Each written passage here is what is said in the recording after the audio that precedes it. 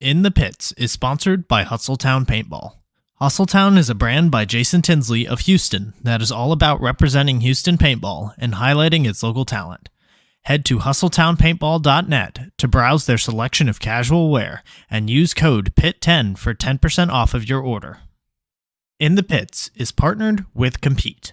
Compete is a Texas-based brand by Jell Stewart of professional team AC Diesel that provides custom jerseys, pants, headbands, straps, tech shirts, and any other soft goods to help individuals and teams compete at the highest level. Support Texas Paintball and message Compete on Facebook or Instagram and mention In the Pits Podcast for 10% off your entire order. In the Pits is sponsored by FUAthletics, created with a purpose and focused on building a better you. We are a brand that matters in your workout, and every purchase gives back to cancer research. Go to thefuathletics.com and use code INTHEPITS25 for 25% off of your order. In the Pits is partnered with Get Dat Shot. Get Dat Shot now offers first-in-line photo and video editing, 20% off Get Dat Shot merch, and 20% off prints to all teams that wear the Get Dat Shot logo on their jersey. Message GetDat_shot on Facebook or Instagram to become a Get Dat Shot program team. In the Pits is partnered with Paintball Kumite. Paintball Kumite is a program designed by Colt Roberts of professional team San Antonio X Factor to take paintball players of all ages, experience levels, and skill groups and mold them into champions. The program breaks the game down into small, easy-to-learn sessions designed to help you master the fundamentals so that you can elevate your game. Newcomers to the program get a free 1-hour introductory class when mentioning In the Pits. To sign up for a class, message at Paintball Kumite on Instagram.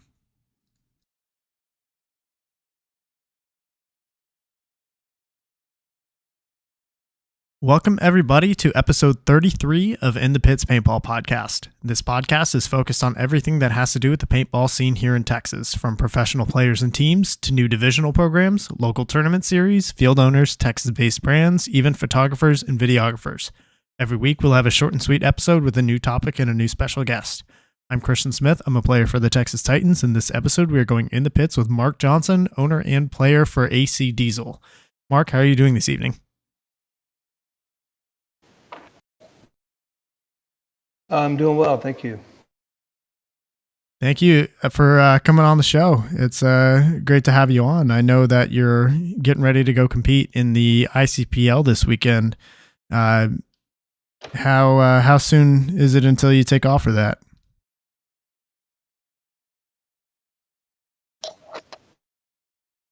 Well, thanks for having me. I appreciate it. We actually head out. Some of the guys are leaving tomorrow. I was supposed to leave today, but the weather is pretty bad, so I'm actually trying to head out tomorrow around lunchtime or so, which should be okay.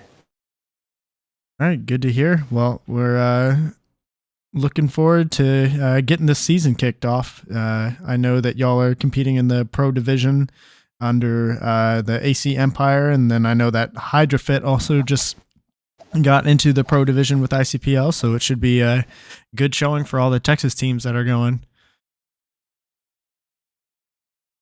It's ICPL is, definitely a lot of fun. Something a lot of us kind of look forward to.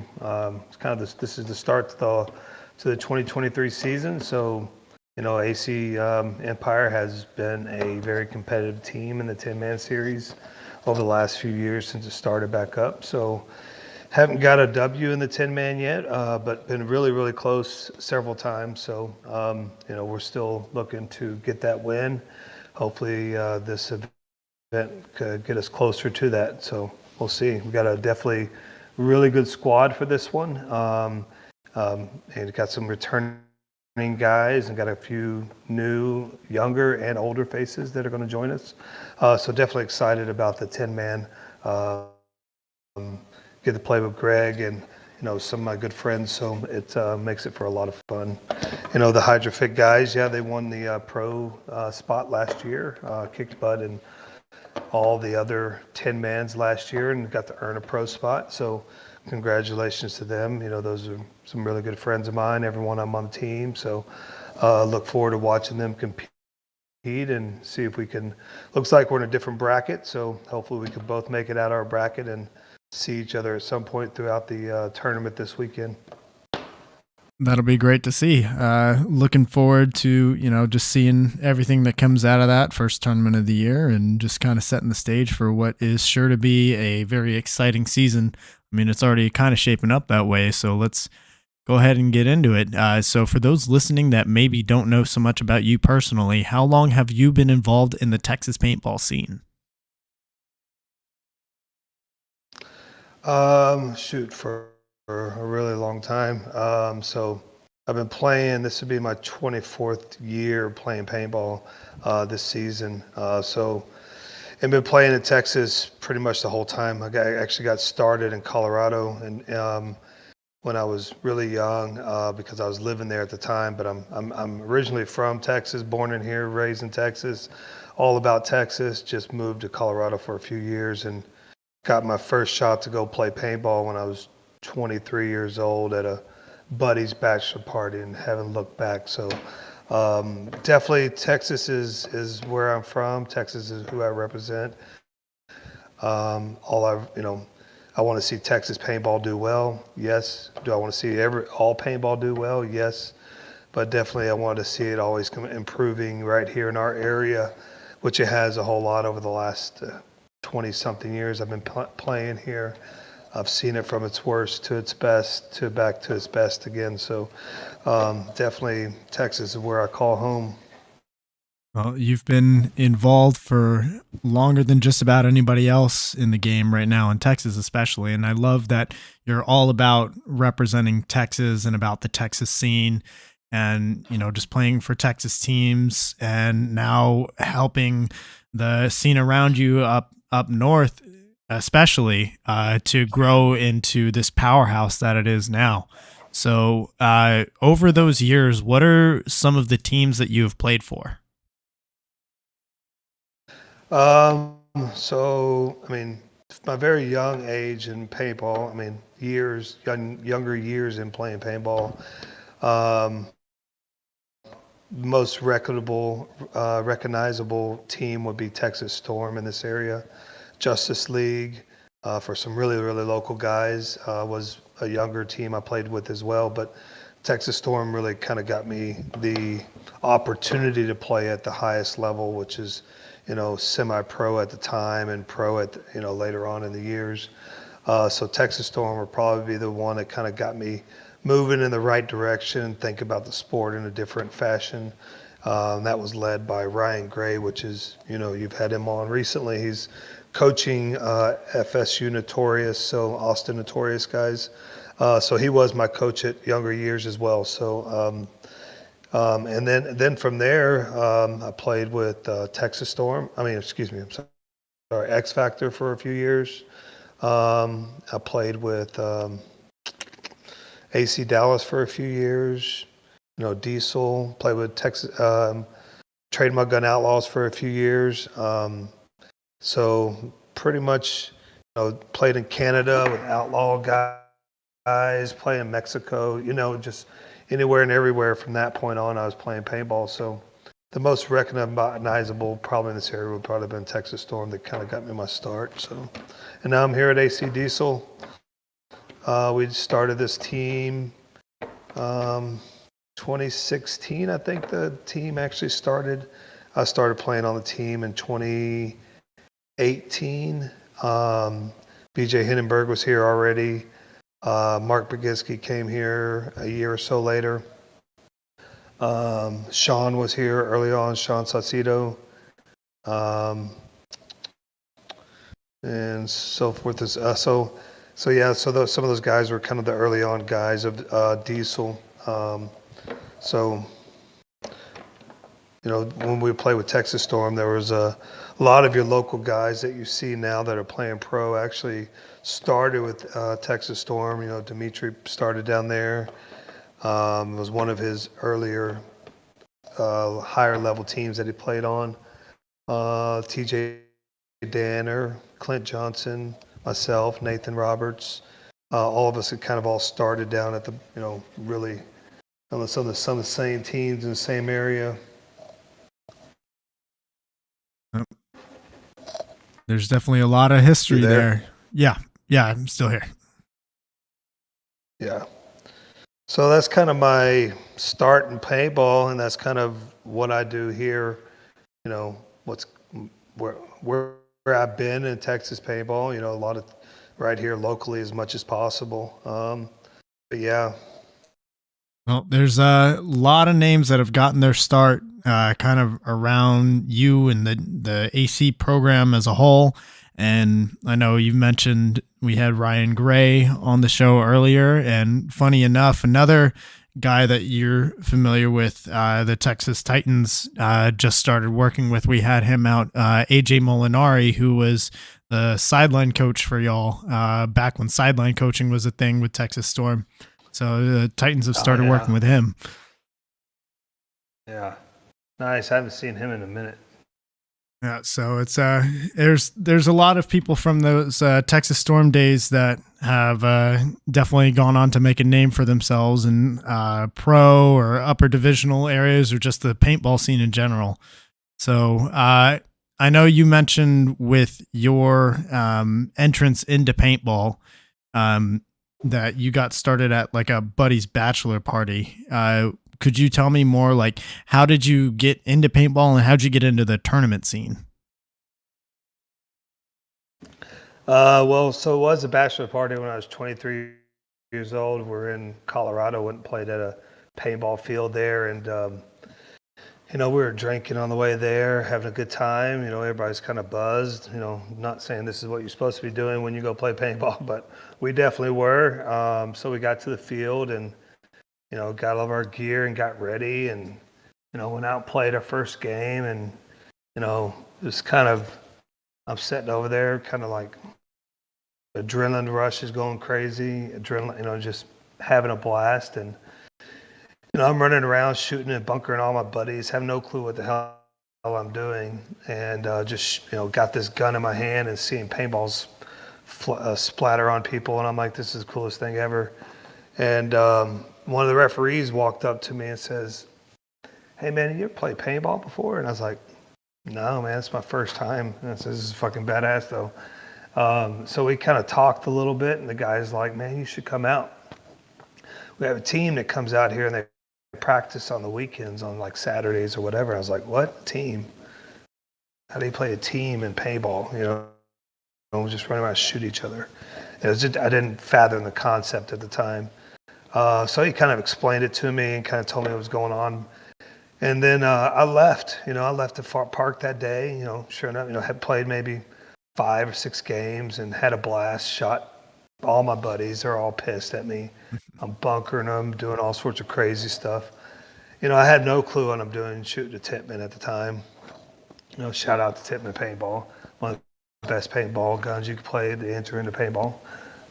So anyways, you know, we leave that evening, drive home, and shit, the only thing I thought about for the next several weeks was paintball. I was like, good Lord, I had a blast. So, you know, I went on researching paintball, trying to find where, how, what it was all about. You know, didn't stop until I found, you know, all the local fields, found where you go buy the gear, went and looked at it, held it, touched it, thought about it for a week or two, and bought my first gun, which was a autococker with gravity feed loader and steel tank, 3,000 steel tank. Went to the local park, you know, maybe a few weeks later after doing all this research, and it was an indoor park over in Denver. It's called Paintball Coliseum, which is still there to this day. And I walked in on a, what do you call a local paintball tournament that's happening that day. I had no clue what was going on. They had an entry level and rookie level or whatever 3-man paintball tournament going on that day. So I'm like, shit. Having my gear unloaded, hooking up my gun, putting air in it. I'm like, I'm excited. I'm about to go shoot people. Realize I can't play that day because they had this tournament going on. So some of these guys, I could see them staring at me, and I'm looking at them, and 2 guys walked up to me and said, "Man, hey, you playing the tournament today?" I was like, "Nah, man, my first time I came out to play, and they're having this tournament, so I can't play." So the dude's like, "Hey, man, we're missing a guy if you want to jump on with us." So I'm like, "For real?" All right, shit. Okay, cool. Let's do it. For second day ever playing paintball, I'm playing a 3-man tournament in this indoor facility in Colorado. I'm like, shit, let's do it. End up getting third place that tournament, and I haven't looked back since. So it's like absorbed every facet of my life since that day that I went out on that bachelor party, and I haven't looked back. And that's kind of where I'm at right now. 27 years in this deal, and I've been playing as much as as anybody. Took over every Friday, Saturday, and Sunday of my life from that point on. And then during the week, doing research, looking at videos, you name it, I was doing it. At that time, it's kind of tough, internet wasn't what it was like it is right now, but we had some facets of internet. It just wasn't as what it is, relatively available as it is now. But like I said, man, it changed my life. I didn't look back, and all I try to do is be better and better and better and better. Play every single day, every single time I could. I had my paintball gun in my hand. I was watching videos, telling how to snap shoot, standing in the mirror, you name it. I did it all. To this day, I hear kids talk about it all the time. Stand in the mirror, tuck your elbow, snap shoot into the mirror, do all that stuff to see if you see any body parts. Well, shit, that's exactly what I did when I was a kid at the time. I was a young kid at the time. And to this day, I still hear kids talk about it. So, I just did that, man. I just played, found every place I can go and just had a good time. Well, after a little bit of time there in Colorado, I found myself back in Texas. Job change back here. So I seeked out the first all the local paintball fields here in Texas. And at the time, there was one over, and it was called Farmers Branch Paintball. So I went over there and I played, which I ran. That's first field I played at here in the Texas area, which is no longer there. It's stuck in between two brick buildings and small little facility. I met Jell Stewart there for the first time and saw him playing, and I still had this cocker. He had a shocker at the time, and these guys were shooting these really fast guns, and I was like, oh shit, what the hell is this? And so I went from, now my excitement and my interest went even higher. So now I'm trying to seek out all these fast shooting guns and try to see what everybody's doing in the area, because I was just playing rec ball. I was going out there on a Sunday, buying a case of paint and just doing what I could, shooting people, having a good time, meeting people. And then I learned about some indoor paintball. I learned about Fort Paintball right over by my house, which is now Giant Sports. So Fort Paintball was the spot. At the same time, they also had another spot. It's called the Paintball Factory, which Tim Peters owned, which if you ever know Texas FUAthletics, Tim Peters owned Texas FUAthletics, and he owned a really sick indoor paintball field. Had 2 paintball fields, had a kitchen, pro shop. It had locker areas, changing rooms. It was a nice facility. Just at the time, paintball wasn't as big in this area as it is right now, so it couldn't support itself. And then so doing that, once I found Fort Paintball and the Paintball Factory, I found tournament paintball, and that really sparked my interest a whole lot, because now we're riding, living 100 miles an hour inside the net, almost in the middle of if you did play paintball back in Texas back in these days, you don't really know what I'm talking about, but you're constantly on edge of getting into a fight. Just how competitive it was and how angry paintball was back in that day. You couldn't be soft here in Texas and play paintball. It just wasn't like that. You're going to get, knuckles bled. You're going to get, just get handled. So it was a little bit different back then than it is now. Not to say there's a bunch of soft people, but there's a bunch of soft people that play paintball now. So that's kind of got me going into tournament paintball, man. I just, Texas Storm was playing. They had a pro team. They had a semi-pro team. They had a couple other local teams that were playing there. It was Smart Part Factory. They had All-Americans with Gerald and Richard Garcia, which is, Gerald was probably the best paintball player in Texas at the time. Back then, not a lot of people probably know about him now, but he was the best at the time. And then you had Colt Roberts coming up. Archie was coming up. The Odell brothers, Dustin and Devin Odell, they were coming up, making a name for themselves. So that was the scene, man. And I just got involved with the Texas Storm scene, which was Empire Paintball. And, Empire Paintball was taking care of me from pretty much day one of my paintball career as any sort of divisional or semi-professional or professional paintball player. So Empire Paintball has been pretty much what I rocked the whole time. So, and then it just kind of, from there, you just back and forth, literally playing every day, knowing everybody, playing with everybody.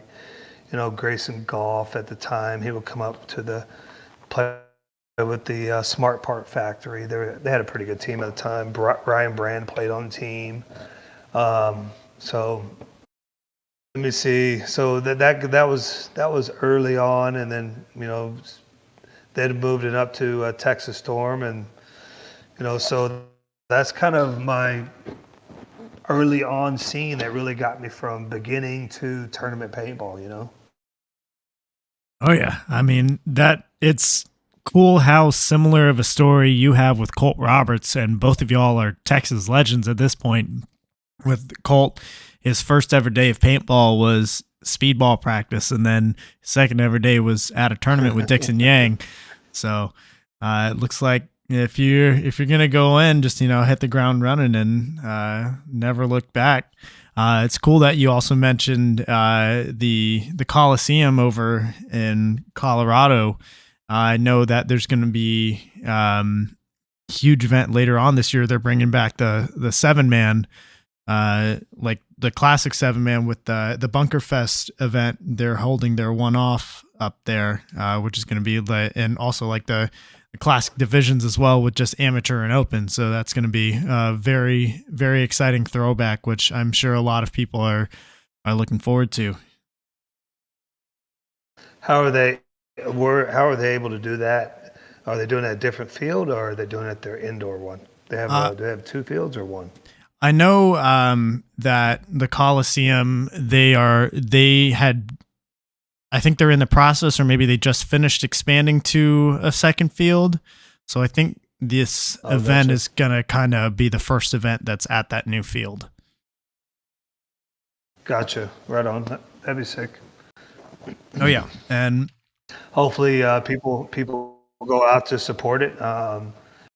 Main thing on any tournament that gets put on is support, right? If it doesn't support from the community, makes it tough. But I really enjoy playing 7-man. So it's one of my most fun about playing paintball was back in the 7-man days. So hopefully it kicks off and does well.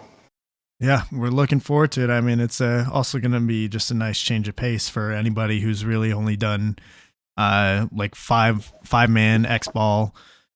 It'll be a cool different format. Hopefully introduce people to different ways to play the game.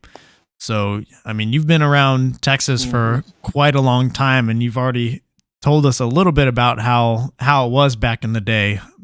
This next question that I have for you, which is brought to us by Hustletown Paintball, which is from one of my friends, Jason Tinsley, over in Houston, and he's all about highlighting the Houston local talent.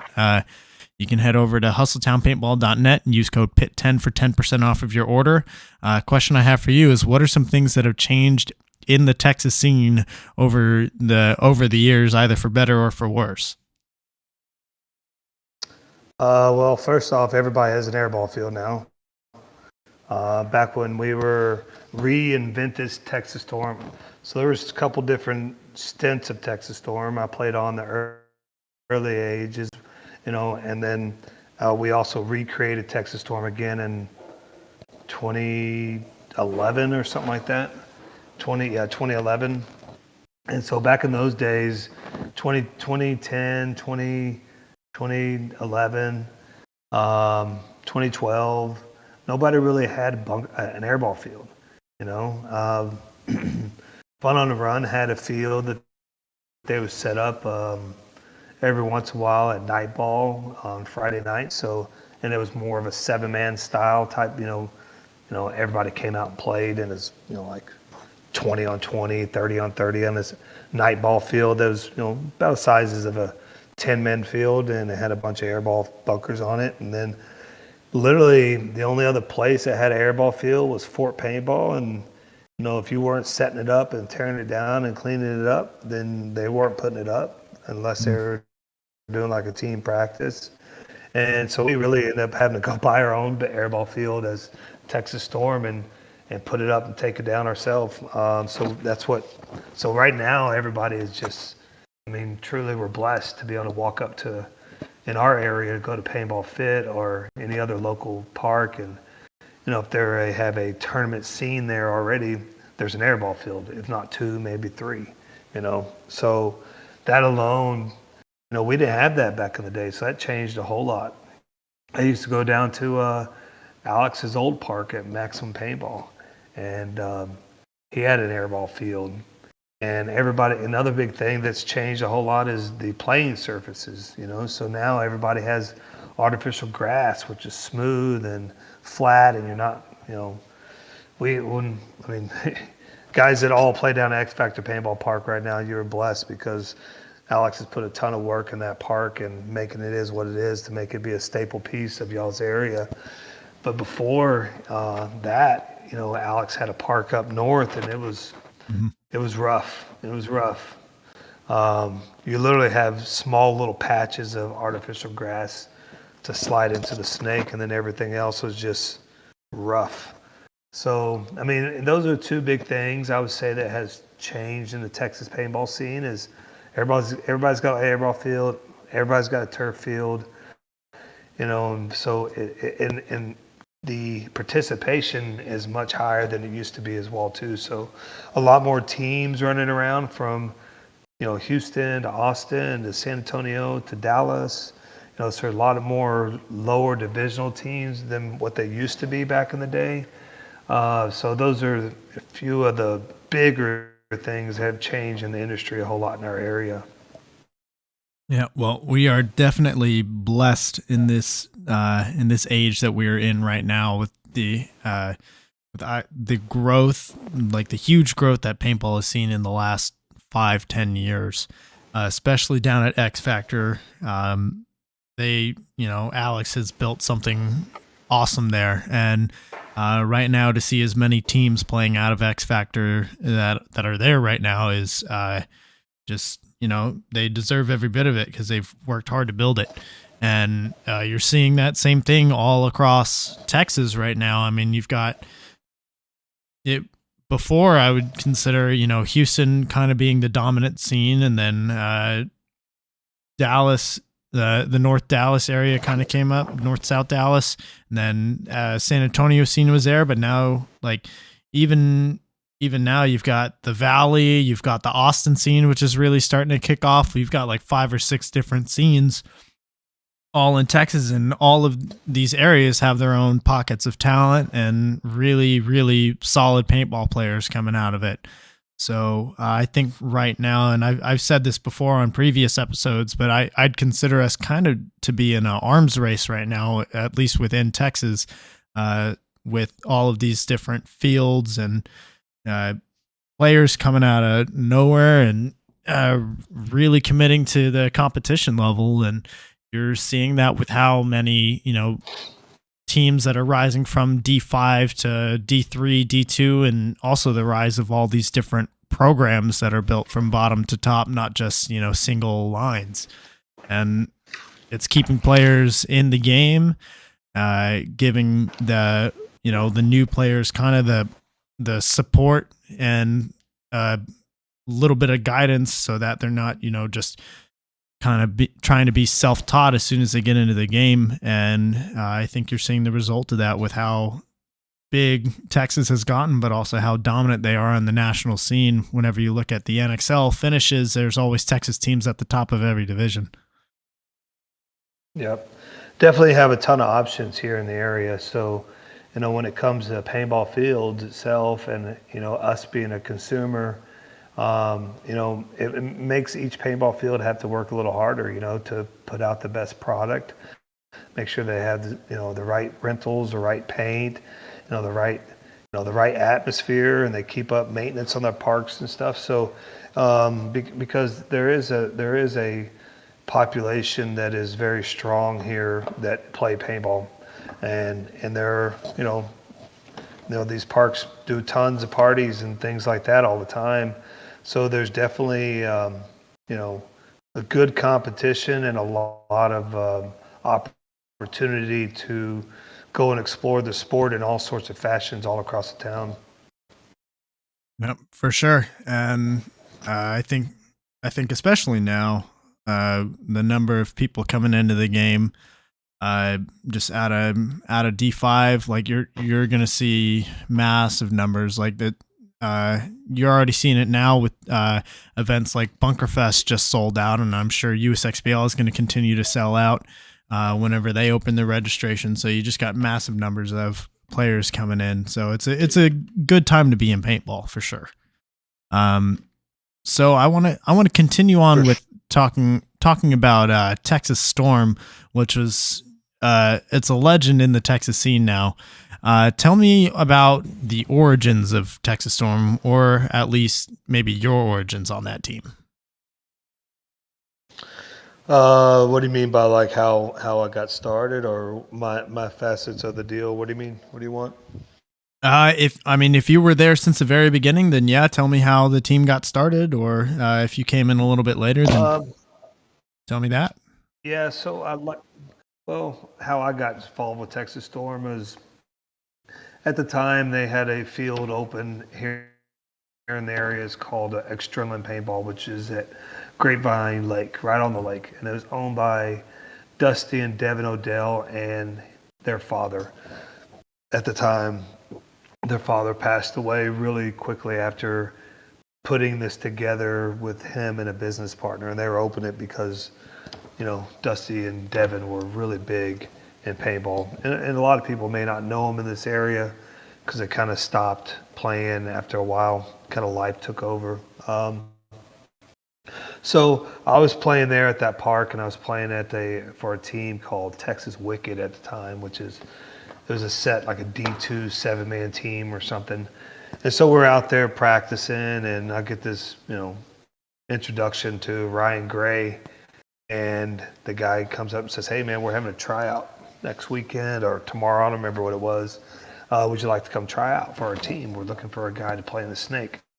And I was like, I play the Snake at the time. And I was like, sure, cool, no problem. But, so I went out to the tryout, and already had a team for the tournament that was coming up, which was at the time it was Boston 7-man. I don't even remember the year, like 2007 or something like that. How old that was, 2006 or something. We're playing Boston 7-man as D2 for this Texas Wicked team, and I'm going to this tryout on this, at that time was a semi-pro team, Texas Storm was. And it's, to get to understand why they were semi-pro at the time would take a lot of time. But so I go to this tryout, I make the team. Ryan Gray tells me, "Hey man, you make the team." I'm like, "All right, cool." So what do we do? He's like, "Well, we got this tournament coming up." And I was like, "Shit, I got this tournament coming up with this other team I'm already kind of committed to. Can I entertain this after this tournament?" He's like, "It's either now or never, buddy. You'll never get this opportunity ever again. So it should be the one to take it, or we'll move on." I was like, "Fuck it, I'll take it." So I took the opportunity. It was kind of shitty. Put my team in a bad spot, which at the time, I was younger, newer on the team. So they had bodies to fill it, but still I put my team in a bad spot. But I had to take the opportunity because it would never maybe come around ever again. In this sport, to play at the top level, it's hard to get looks, unless you're just out there crushing it every day, or you got your own team or whatever. So I take the opportunity. That was going into Boston 7-man. We were sponsored by Empire Paintball at the time. We had this big photo shoot. We're back in the day back in these days of paintball, sponsorships are really, really good. So we were able to, kind of do all sorts of fun stuff, travel and all that stuff. Everything was covered. So we had this photo shoot. We had to go out and, model all the new gear that was coming out and get put in all the catalogs and everything. So it was just a really cool experience for me. First time on the team, doing all this stuff. We're flying to Boston. We're there for like, 2 weeks. We're practicing, Naughty Dogs, Hurricanes, Infamous, X Factor, ourselves, just kind of practicing all sorts of teams leading up to this event. And then we played the event. I don't think we did too well. We made it out of the first round. That's about it. And then so, we played that and, played a couple more tournaments that year with the team. And then team kind of fizzled off after that year. So, once it fizzled off, I kind of went my different direction and started playing with the Division I team at the time. It's called Justice League, which is a lot of us local guys played on it. So I played there, and that kind of went on for a couple of years, and then it kind of fizzled off. And so and then I get a call from what was it at the time? X Factor Paintball was having a tryout. So myself, TJ Danner, Shorty, Derek Knight, a couple other dudes, we all go down there. And we try out for this team. He had probably 25, 30 people trying out for the team. And at that time, Archie had just left, went to Dynasty. A couple other guys kind of fizzled off. Dusty and Devin fizzled off. A couple other guys fizzled off from X Factor. So they were trying to put a couple people back on the team. So I made the team, myself, Shorty, Derek Knight. TJ didn't make it at that time. And then kind of that went on for about a year. And then we decided to put Texas Storm back together, which was like 2010 or something, or 2011. I don't remember. Years get crossed. So it's me, Shorty, TJ Danner, Derek Knight, myself, Dylan Bewley, Clint Johnson. We all went and kind of created this Texas Storm thing, which was, we went and won our first event in 2012. Greg Pauly was here. Rainey was playing with us. Won 2 events that year, one in 7-man, one in PSP, Arizona, Phoenix. And that year, basically how we as a team got through our years, we had a paintball series at the time. It's called the Avid Extreme Sports Paintball Series. We also had a paintball field. Ryan Gray had a field. He had a store. And we had this tournament series that as a team, we got together and, we set up the tournament. We tore it down. We reffed it. We did 9. We reffed 9 year between the PSP and the MPPL. And we reffed all those tournaments from not just here in Texas, but from Kansas, Missouri, Oklahoma, and Texas. We traveled all over the place, just us kids doing that. So TJ, myself, Sean, Derek Knight, Dimitri did a little bit of it later on, like in 2012 and 2013. Not the early part of like 2010 or 11. And we did that. We just ref tournaments and set them up, turn them down. And so we had the tournament series going and doing that and doing really well. Won us back in the day, that's when they were doing champs and challengers. won a pro spot that year, 1 year. And that same year that we won a pro spot, we had to dismantle the team because all of our finances were getting, all the team finances between the stores, the field, and the tournament series. Well, the tournament series started not doing too well because we got tired of traveling to 4 different states to run a tournament. People were getting burnt out. And then at the same sense, the field Ryan Gray had running had some damages occurred to it, some fires and things like that caused a big dent in the finances. So that kind of fizzled off Texas Storm days. That's where you kind of saw me jump around to Trade My Gun Outlaws for a few years, and then back over to AC Dallas at the time, and then my current stage where I'm at now. So. Got it. I mean, there's a lot of, excuse me, with Texas Storm. I mean, they were pretty successful, definitely over the years, and even then, you're also looking at all of the names that have gone through there, and all of those guys, I feel like, have continued on. After the Texas Storm days, they've continued on to their other teams that they move on to, and still having great success, still being top performers on their teams. And Texas Storm was a special, like even now with the amount of success that Texas players have and Texas teams in the NXL, like that era for Texas Storm definitely seemed like something special. And just talking about yourself and your history, not just with Texas Storm, but the other teams that you've played on, you've been at the top level for so long, and you've played on a couple of different teams, both professional and semi-professional, but you're pretty much always from the state of Texas. So I'm sure with someone such as yourself, I'm sure you've had offers to go play for other teams outside of the state. So what was it that kept you inside the state of Texas?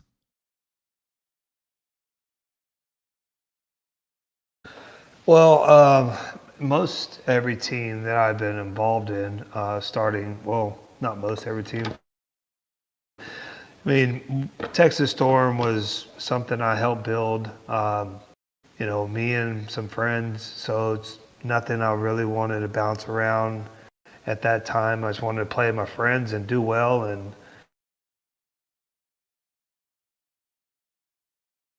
oh, hey, Mark, I think we lost your audio there real quick. there? Yeah, there. Now we can hear you. Hello? Yep, we can hear you now, Mark. Let me start back. Okay, I'll start back over. Playing for other teams wasn't really what I was looking to do. My earlier times, it was just building and playing with friends that I knew and representing Texas paintball. So that was kind of my attitude. It wasn't about trying to travel around to a California team or do anything like that. It's more just playing right here, right home, building Texas paintball and trying to be the best we can be. And that was my earlier stages. And then, then just kind of bounce around from San Antonio to here to there, all Texas paintball teams. And then, I have played overseas and stuff, multiple times. But here in the States, once I got here at AC, I just kind of just settled in and just made this my home and tried it because, Greg's a good friend of mine, Greg Pauly, and he's built some really strong paintball teams over the years and been involved in some coaching or playing or mentoring paintball teams and players for many, many years. And he moved to Texas and he started AC Dallas at the time with a couple younger kids, Michael Diaz and Nathan Roberts at the time. And and then when a few things didn't work out on the Trade My Gun Outlaws time, we won the pro spot with Trade My Gun. So I won a pro spot there. I won a pro spot with Texas Storm, and I was like, I just want to go back home and play back in Texas because I pulled myself out of Texas when Texas Storm fell apart and went to went to Indiana to play with Cody Mikowski and some other friends. And, I was just like, I need to get back home. It's much better home, get to come home at the end of the day after practice. So, I sat down with Greg Pauly and I said, hey, man, me and Greg Pauly had a few differences early on. Nothing him or I created, but things in business just created. But we sat down one day over at Cousins Paintball and I was like, hey, man, I want to come back to Texas Paintball and I want to represent only Texas Paintball.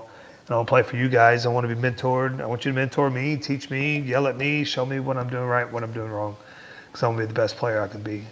So I came back and played with AC Dallas at the time, and went to the tryout. Showed up. Me, Clint Johnson showed up at the same time. Drove down to Outlaw Paintball, and they were having a tryout. Nobody had any clue that we were showing up. So we showed up.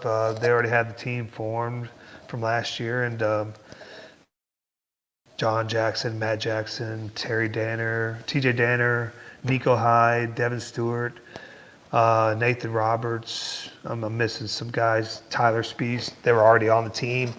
So we show up out there and get on, and we go out and do our thing and make the team, and, and then just continue to do that. And that's kind of why I stayed. And then once I got with AC, and, I've played for AC Dallas for a few years, and then decided I wanted to kind of go do my own thing. And so I bounced down to the semi-pro division, and we already had Diesel going at the time. It was not doing great. It was AC Diesel. It was actually just Diesel at the time. And then we had AC Dallas, and Diesel was a semi-pro team of Dallas. And you know what? I want to go take the reins on the Diesel team and build it and grow it and make my own professional paintball team.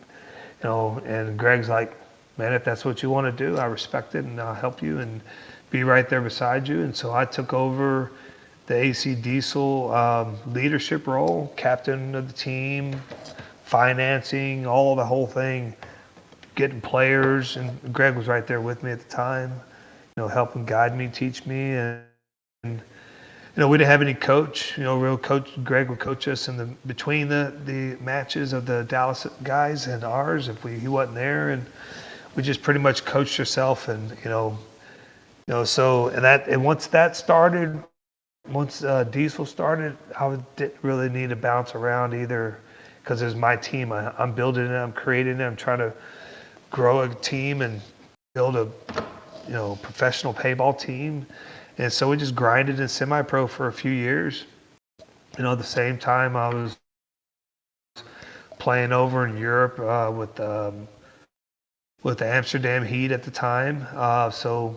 We ended up in 2019, we ended up winning the pro spot for Diesel in the U.S. Same year, I won a pro spot over in Europe with Amsterdam Heat. So again, moving around to other teams was not, for me, it was all about me building my own team, my own people, friends that I like to be around, and people that I enjoyed having conversations with and traveling with and those types of things. So that's why, that's where the current stage of Diesel is at right now. I still own the team, Greg and I. Jill is there as well. Helps manage and does his thing. But, and that's, my team. So I'll probably play my last day of paintball on this team. Yeah, well, you've definitely built up this from the ground up, and now Diesel is, they've shown flashes of brilliance, and obviously, they have their ups and downs over the last couple of seasons, but now we've got some exciting things to come for this upcoming season, with especially, with the new roster pickups that you're making. But before we get to that, just kind of wrapping up, talking about your past and your history with paintball. I know we were talking a little bit about the 7-man that Bunkerfest is coming back with in Denver, and how you said that 7-man was a lot of fun. I was going to ask you, out of all of the different formats and tournament series and locations that you've played in, which one has been your favorite to play? Man, I love playing all four facets of paintball. So I wouldn't say there's a favorite. I just enjoy playing paintball no matter what it is. Um, but if I had to pick one, it will probably be 7-man or X-ball, just because of the you know the tempo. I love playing 10-man, but it's a little slow. Um, it kind of gets into just a shooting match type thing versus like a moving match. So I enjoy probably the faster speed, even though I'm not the fastest guy out there. I just like the movement part. So I would probably say 7-man or X-ball.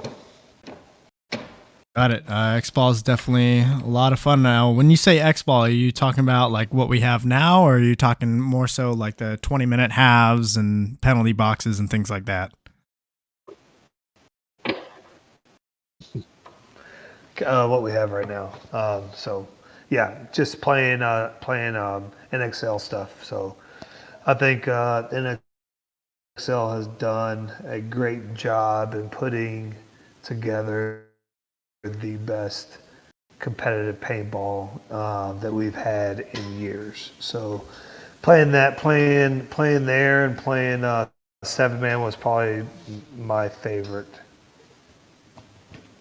Well, for sure. I mean, the NXL, there's a reason that this past World Cup was the largest paintball tournament that they've ever had. And that's, I'm hopeful to see the continued growth. I mean, also with the stuff with the WNXL, they're making the right moves in the right time, right places. Yep. So now I want to ask you kind of more about your current involvement with the local scene. Last season, it was announced that you were brought on as a role with the USXBL as a staff member. Could you tell us more about what your job titles and responsibilities are there? Well, last year, I mean, I've worked with the USXBL for many years since I started playing with AC. That was kind of one of our responsibilities at the time, was being referees for USXBL early on, as part of AC. So I've been a part of the USXBL from many years. But last year was a different facet. Steve Rappaport owns the league, and he was starting a new business at the time, which is called Park West Arms. If you ever check it out, go online, check out his new gun manufacturer place up in Sturgis, South Dakota. Pretty cool. So he was starting that and needed help because he was going to have to bounce back and forth. He needed somebody with a good sense, a good mind, good work ethics, that can help do videos and be customer service guy and help make sure that things were getting done correctly. Greg Pauly and Jill and a bunch of other guys kind of coordinate and organize everything on the back end. But when it came to actual at the event, was me being there, helping coordinate and kind of being a liaison with the teams. My wife helped me with she was doing the paint and making sure the money got allocated correctly, people were getting paid. So I mainly was just kind of helping Rab run his business while he was going to be absent a few times. And so that was the main facet of for me to come in. As of this year, I will not be on Diesel and me being the best player that I can be for the team. So that was mainly it.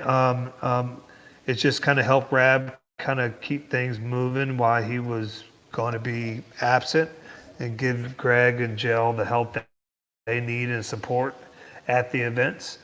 Plus, I knew everybody that played the events, and I was like, heck, why not? Just go out and say hi to my friends, make sure they're having a good time and have fun, and try to represent Texas paintball the best way I can. And the USXBL has been a part of Texas paintball for 13 years now or so. And what's funny is that a lot of people that are younger into paintball around here doesn't know where we came from and where we are right now. So I would like to remind everybody that, 12, 13 years ago, we had no tournament series.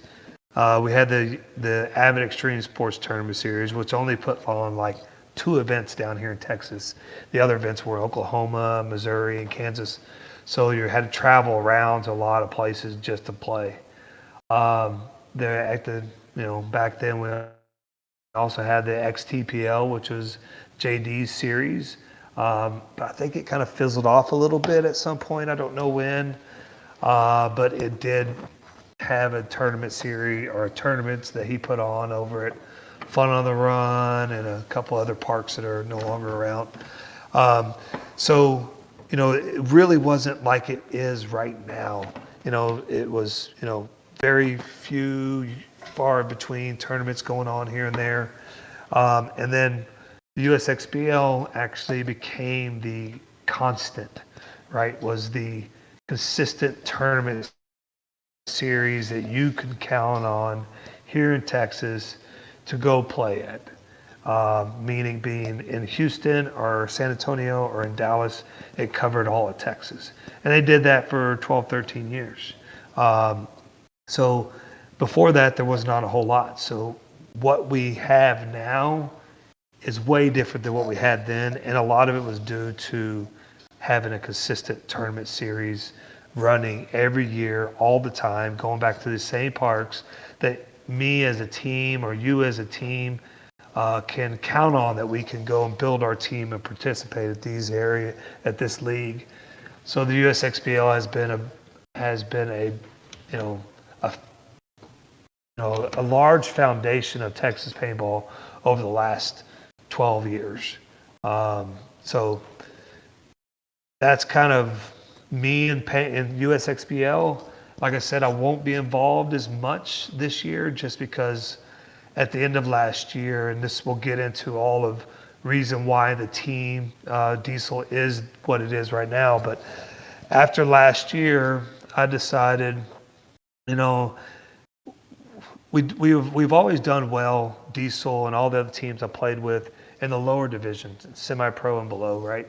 Done well, we competed, we're always at the top, have an opportunity to win at any moment. Things go our way, right? A tournament is always hard to win. No matter what division you play in, it's hard to win. Everything has to go right the whole time for you to win that tournament, all the way down to Division 4, Division 5.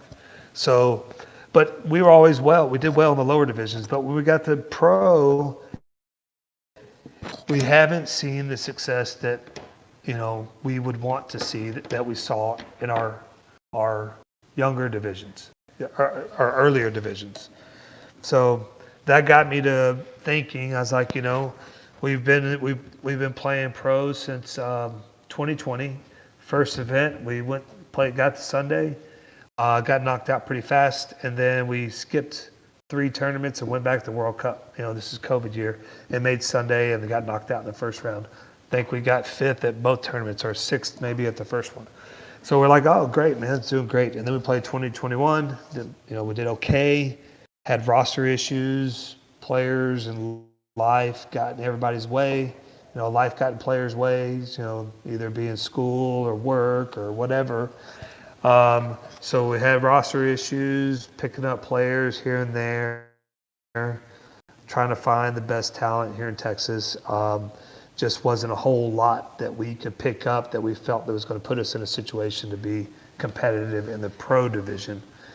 And so we plucked away, pulling guys in from other states, things like that, and still wasn't competitive as we would want to be. We did well, here and there. We had some events, we had some shining moments, but for me, in my stage in my life, I'm 47, and I've been doing this for 24 years. I need to win right now. I don't have time to continue to fiddle fart around and, hope that things go our way, right? No, I need to put myself in a situation where I feel like I could win at every tournament, right? So after last year and things didn't go well, I've kind of saw the writing on the wall with a couple guys that were going to be leaving. They didn't know it, but I knew it. I'm a pretty smart, observant guy. I kind of see, people's reactions and how they act. So I knew Ben and Grayson were leaving. So I kind of let that play itself out. And once they, kind of made their decision what they wanted to do, I knew where we were at. I knew where the other players that were still here wanted to be. So I made a decision that, after last year with everything that I did, not only on the field, but off the field, I needed to take a step back on some of it to put myself in the best competitive situation, me personally, for the team. So I decided that, one, the USXBL was just taking up too much of my time. So I needed to kind of step away from that. So that what made me stop the USXBL for 2023. So that I can focus on myself, not have any outside distractions, or have to worry about, what everybody is or is not saying about the local paintball or the efforts or what people put in to give us what we have. So I just got tired of kind of watching that, dealing with that. So I decided not to be involved with the USXBL this year. And I decided on a few other facets of things I was doing outside the net to kind of take a little chill pill on it as well and focus on myself and the team so we can be the most competitive team that we could be. So that's kind of my gist of where I'm at with the USXBL. I hope the guys do well and continue to kind of keep moving along and so providing a good tournament series for the local scene all the way from San Antonio to Houston to Dallas. A lot of the fields that have been involved with USXBL, hope that it keeps going on for them as well, because that's been a real source of tournament paintball for zone paintball, X Factor paintball, paintball fit. So it's been a very big source for those guys. So wish them the best and hope they do well as they always have.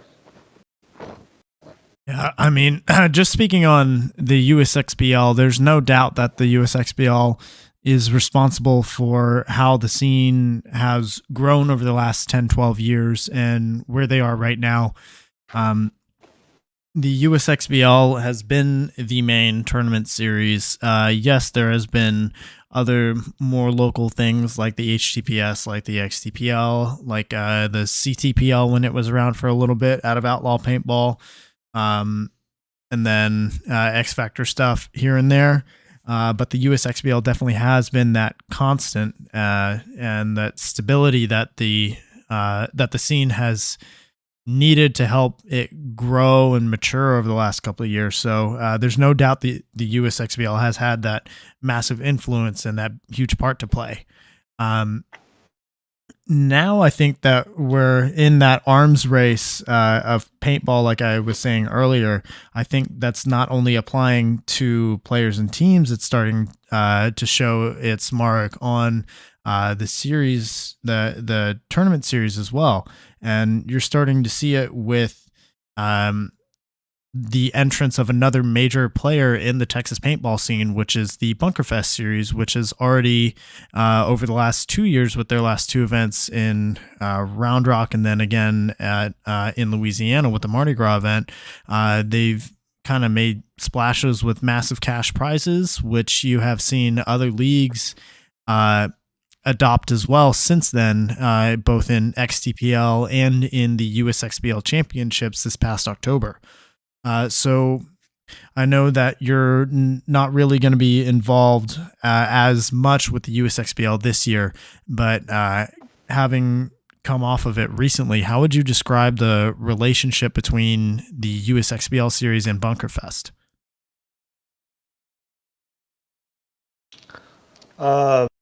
I don't think there is a relationship there. I mean, if you're talking about the USXBL, then you're talking about Greg Pauly, you're talking about myself, you're talking about Jill, and you're talking about Steve Rapkoff. So, and then you're talking about Bunkerfest, you're more or less talking about Chris Rangel and his group of guys, which I don't know a lot of them. I know their faces, but I don't know a lot of their names. What's funny is the Bunkerfest has been around, Texas Paintball for many years. Mondo owned Animal Paintball years and years ago, which Animal Paintball was the place that you went to go get all your custom jerseys and stuff done, all the dye supplemented stuff and everything. So Animal Mondo was a big part of Texas Paintball back in the day, and so was Bunkerfest. Heck, I was a referee at the first Bunkerfest, so it was kind of crazy. And then I actually hosted and put on the last two Bunkerfests with Ryan Gray as a staff, setting it up, tearing it down. That was one of the tournaments that we traveled and ref to help support Texas Storm at the time. So I've been involved with the name Bunkerfest before, but as new facet of Bunkerfest, it's another tournament series. I hope they do well, and which like they're already doing well.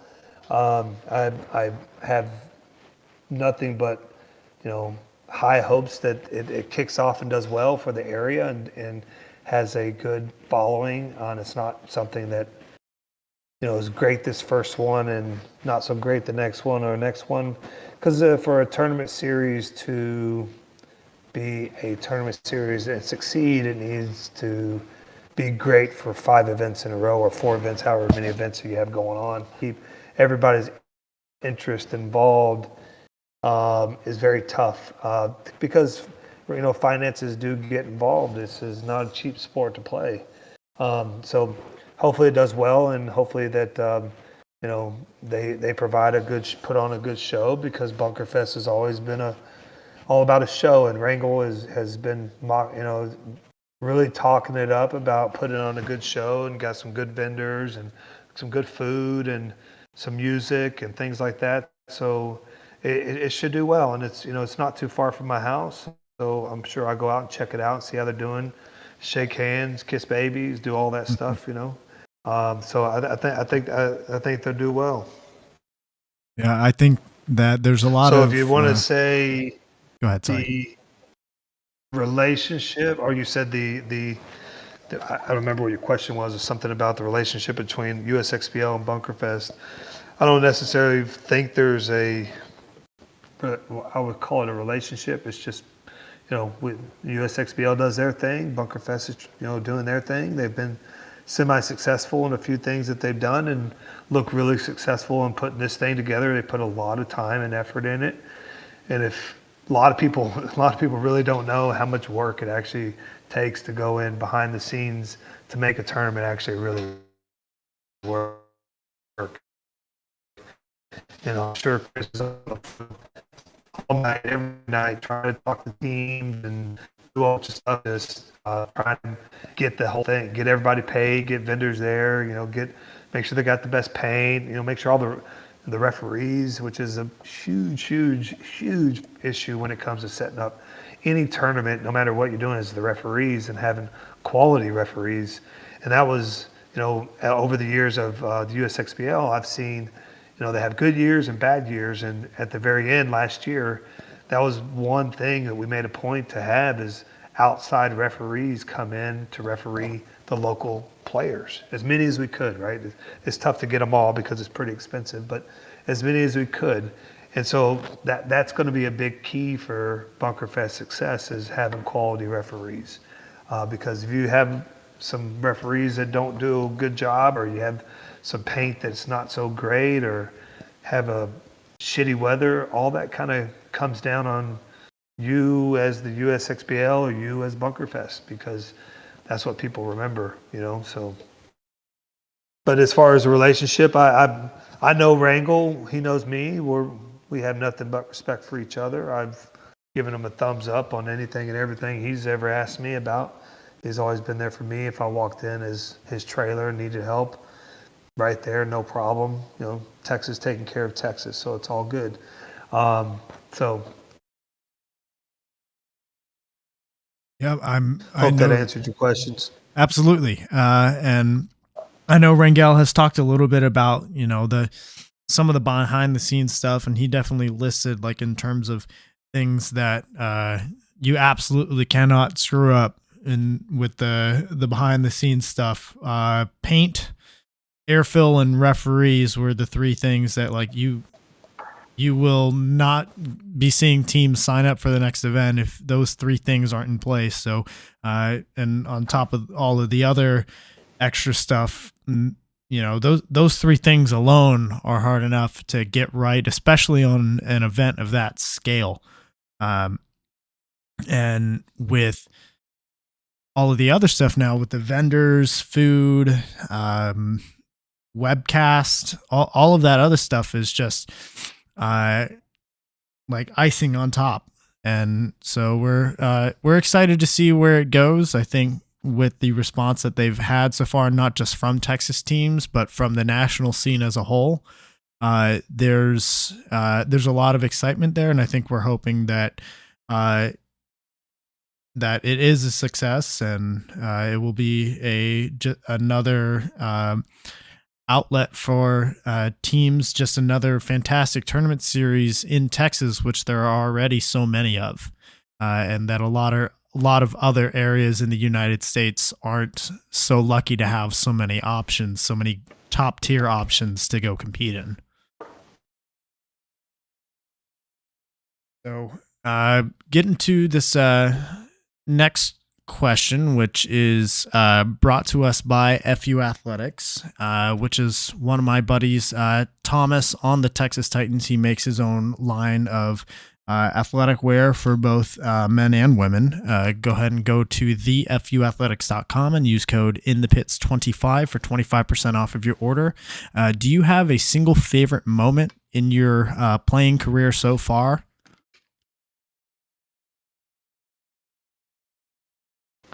Oh, yeah, I would probably have to say 2019, winning the Texas Open with Diesel was probably one of the most iconic or our favorite moments of all time,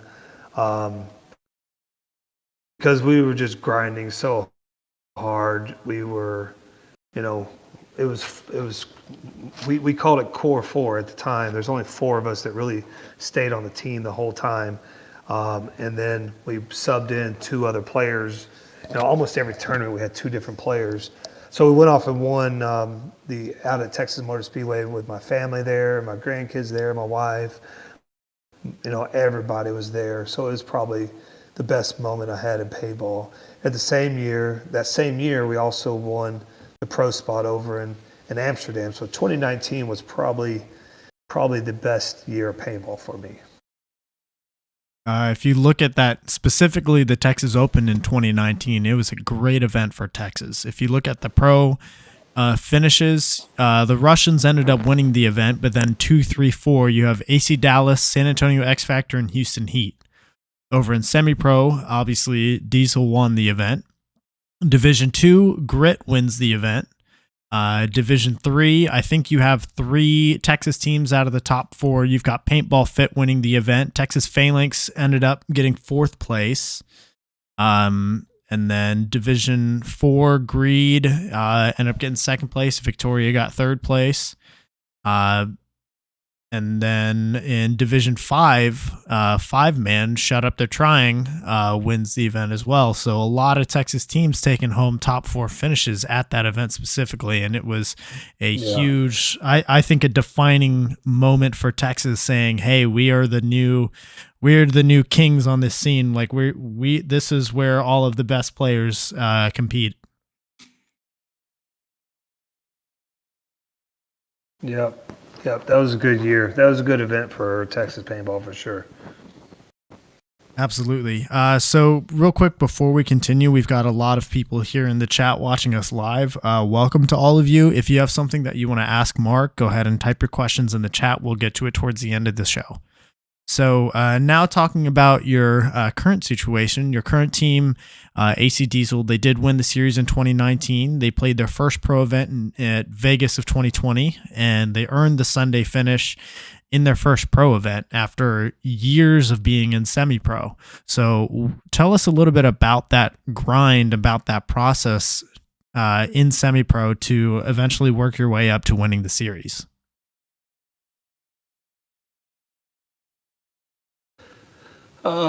Man, if you get an opportunity to play at a higher level, which is semi-pro or professional, and paintball, it is a grind. It is something you need to commit a lot of your time to. At some point, you need to, there's a lot of sacrifices that have to be made, a lot of birthday parties and weddings and things that you're going to miss. And that was a lot that occurred for me. But yeah, we were at the time in 2019, which was the year we won the pro spot. I mean, I was traveling all over Europe, all over Texas, all over the U.S. and all over Mexico, all those years, and just playing as much paintball as possible, having fun, enjoying paintball. So just putting myself in a situation where I can be at a competitive level of paintball everywhere I went. So I was looking for a team or trying to play anywhere, and I funded my own travels. I didn't need nobody to fly me or do anything. I made my own ways, and so the doing that was just, there was only 4 of us that really consistently stayed on the team the whole time. As myself, Clint, Mark Baginski, and Sean Saucedo. Those are the 4 core players that won the pro spot that year. And then we substituted in 2 guys almost every event, 2 to 3 guys. But us 4 consistently were part of the team the whole time. So that was our 2019 grind. We were playing, we were down at that time, we were at Paintball Fit, I believe. Yep. And we were playing AC Dallas every opportunity that we could get, which at that time they were a top level team. So we played those guys as much as possible, learned from them, took our licks from them, and applied it into the semi-pro division. At that time, semi-pro was not a soft division. Has it ever been a soft division? Like, heck, this year is going to be probably one of the hardest divisions it's ever been. So we just grinded it out there and made it all work and won the championship, that year. And I think Cam was playing with us that year. Myself, Sean, Nathan was there. So we had a really good, solid team at the time. So yeah, just grinding through the semi-pro and getting to the pro division, and then getting our chance that first year, 2020, to only play 2 events, and did well at those first 2 events, but never really kind of seen a lot of progress after that, right? Yes, there has some glimpses and some moments, but nothing where it really like, oh yeah, we could win the tournament type thing. Our closest was, 2020 when we were playing when it was World Cup. We probably, if we could have got past damage, we could have gone on a little bit further, I would think, because we're playing some of the best tournament paintball that we played in a while. So, but it never after that, never really put us in the right spots to compete for, an opportunity to have a chance to win, right? Or put ourselves in a position to play those top level teams.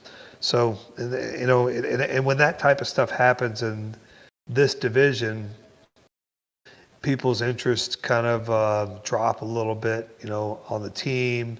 People start bouncing around, or life things come in between. It makes it easy to kind of commit to that life situation versus committing to the team that isn't doing too great. We did okay. We were competitive, and we were a threat, at any team that we played, but we just never put ourselves in a position to win. And so that was the 2019 year. So and then our current stage right now, I'm sure that's where a lot of people kind of want us to get to, is what got us to where we are today, right? Oh yeah, and even this past season, even though it wasn't the season that you wanted, you still beat top teams at every event. I think you beat Diesel, or I think you beat Dynasty twice this year. And then obviously you took games off of other top teams like Houston Heat. And so even though it wasn't the finish that you wanted, you still had those moments of, hey, this team can really go out and be a threat to anybody. So with the last 2 years specifically, the AC program has had 2 pro teams before AC Dallas was relegated. And from my question is more of like a behind the scenes question. From an organizational standpoint, what was it like having 2 pro rosters coming out of the same camp? Were they completely separate, or was there some level of individuals kind of splitting their time and focus to both rosters? Well, early on when it was a semi-pro team and pro team, we knew Diesel was there for AC Dallas. At any point, if they needed one of our players to sub in and one of our players was playing well enough that could jump to that roster, we knew that was the agreement going in, that we can lose a player, which is the reason why we ended up losing BJ. We lost BJ that I think it was 1 season or two season or whatever.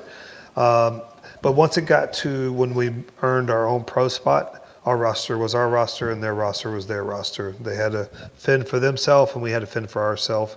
So it was 2 separate teams, 2 separate focuses, 2 separate mentalities, 2 separate everything. It was basically like, Diesel and X Factors, 2 totally different teams doing 2 totally different things, still kind of managed by Greg Pauly, but totally different personalities on all the teams, different work ethics and everything. So at that time, the 2 totally different teams, 2 different focuses. Got it. I know I think it was either the first or second event where AC Diesel went pro. I know they drew AC Dallas in the bracket. So whenever that match ended up happening, like I know you mentioned Greg Pauly kind of managing both squads. Like, what ended up being the structure there? Did Greg Pauly go over to AC Dallas and then Gel took over coaching duties for Diesel, or what was the landscape there? So the first time that we played AC Dallas was 2020 World Cup. That was our second pro event. And that was also the time where AC Dallas was on their way they're breaking up. Players were already, before I've already made commitments to make some changes. Not a lot of people knew about it, but that's what they were doing. So we played them at World Cup and we ended up beating them. And so it was, at that time, Greg was coaching AC Dallas and also helped coaching us as well.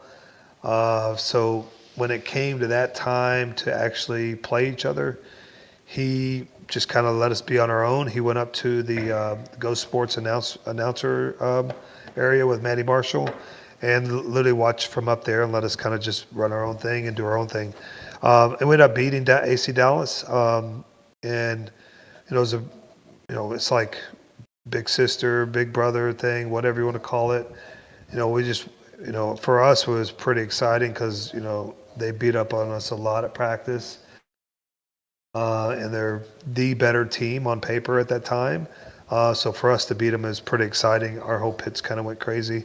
So it was a good deal. I mean, nothing but brotherly love for the guys. And same if they would have beat us. But it came out to be, we were, drew the bigger stick in that deal, ended up winning. And, at the end of that tournament or end of that whole season, they end up all breaking up and going separate directions and stuff. And that's where you saw the Paintball Fit guys take over the AC Dallas spot. Got it.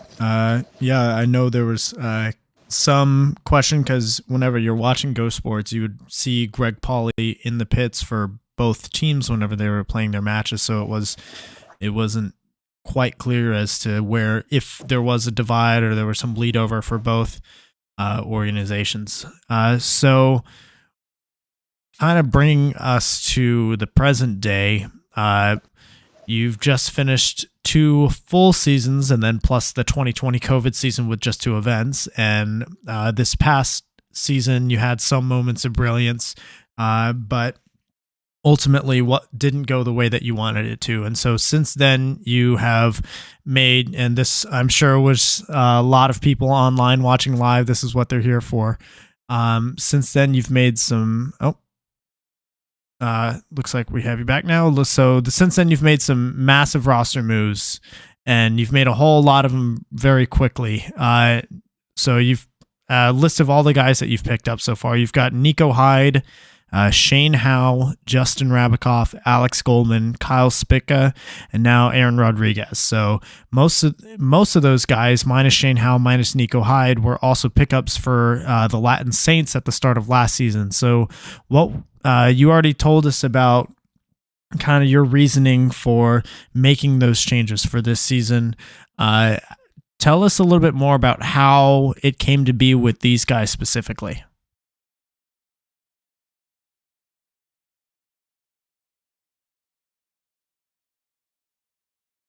Mark, it looks like we lost audio again. Give us a second. You there? Oh, there we go. Yep, now we can hear you. Okay. So earlier I kind of led to let you know why I was making the decision is so I could, some of the things in paintball I just kind of got off my plate so I could handle me and make my team the best it can be. And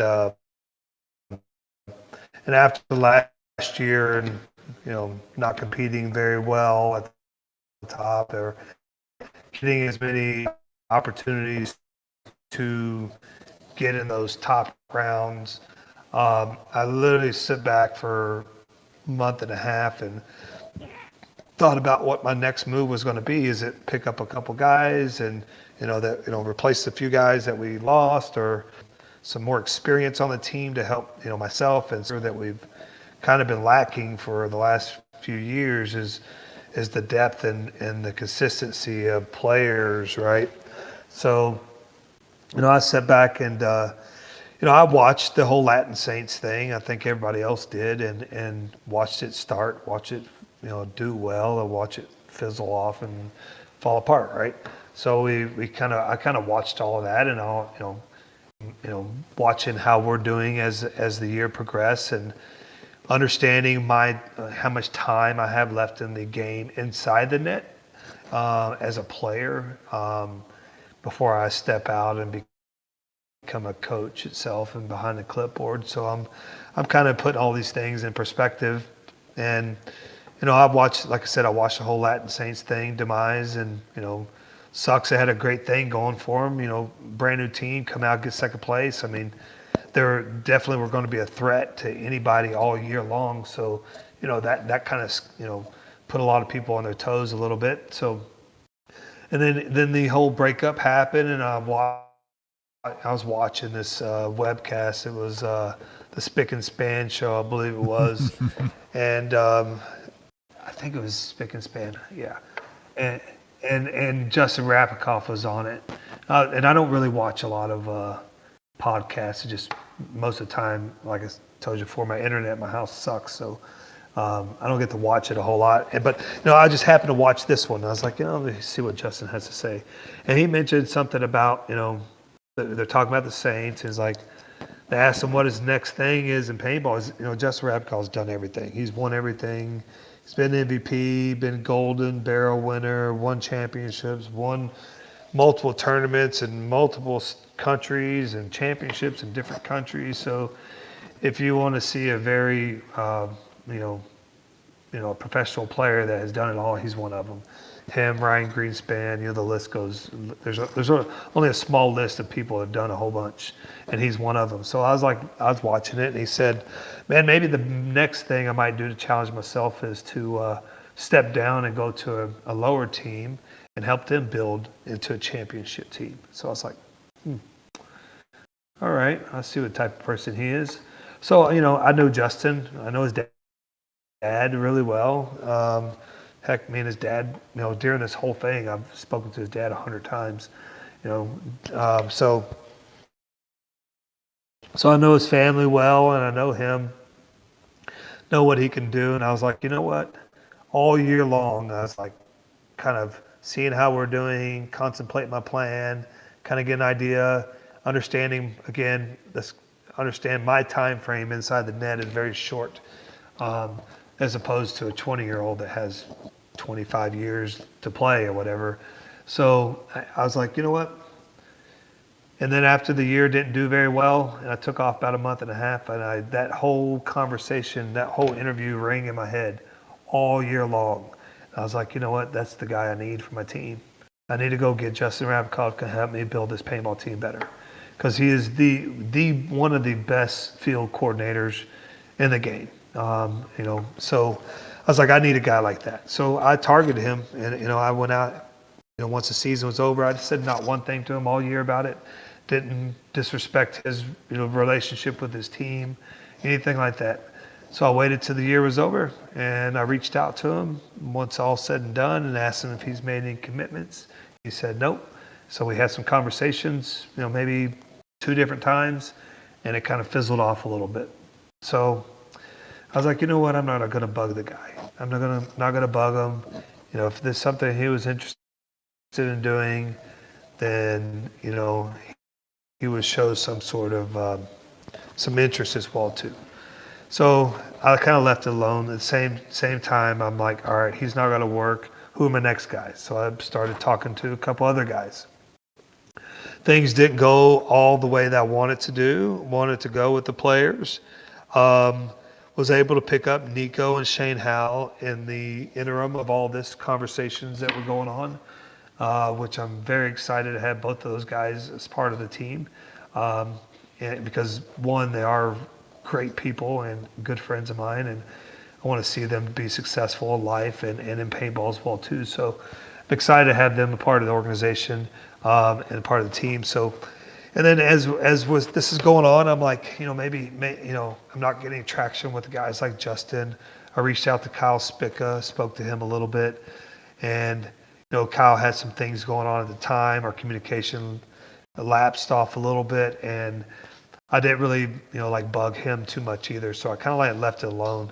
I was talking to some other guys as well that never, in this game, once you start getting in the professional division and you start looking at players from other teams and bringing them around, because, for me, for years, has been about teaching people paintball, building and growing the next best paintball player in our area to be on my team, or X Factor, or whoever it was.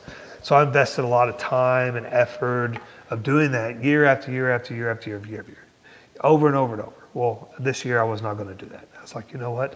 I don't have much time. I already spent hundreds of thousands of dollars in this game already. I need to put myself in a better situation right now and not mess around with trying to teach and mentor players anymore. Let somebody else do that, right? So Justin fizzled off, Kyle Spica fizzled off, a couple other guys I was talking to were really interested. It was kind of going back and forth. And then I went on, when I was traveling down in Jamaica and Mexico at the time, my wife, and I was talking to Dimitri, one of the holidays, we're messaging back and forth. Him and I are really good friends, so we kind of keep in contact. Probably talk to him at least 2 or 3 times a month, just make sure he's good, make sure his family's good, just check on him. So he does the same respect to me, and so we kind of reached out, we're communicating. He said, hey man, I'm going to be in Wyoming, Jackson Hole on this certain time, going snowboarding. It's like, shit, yeah, Wyoming, that's awesome.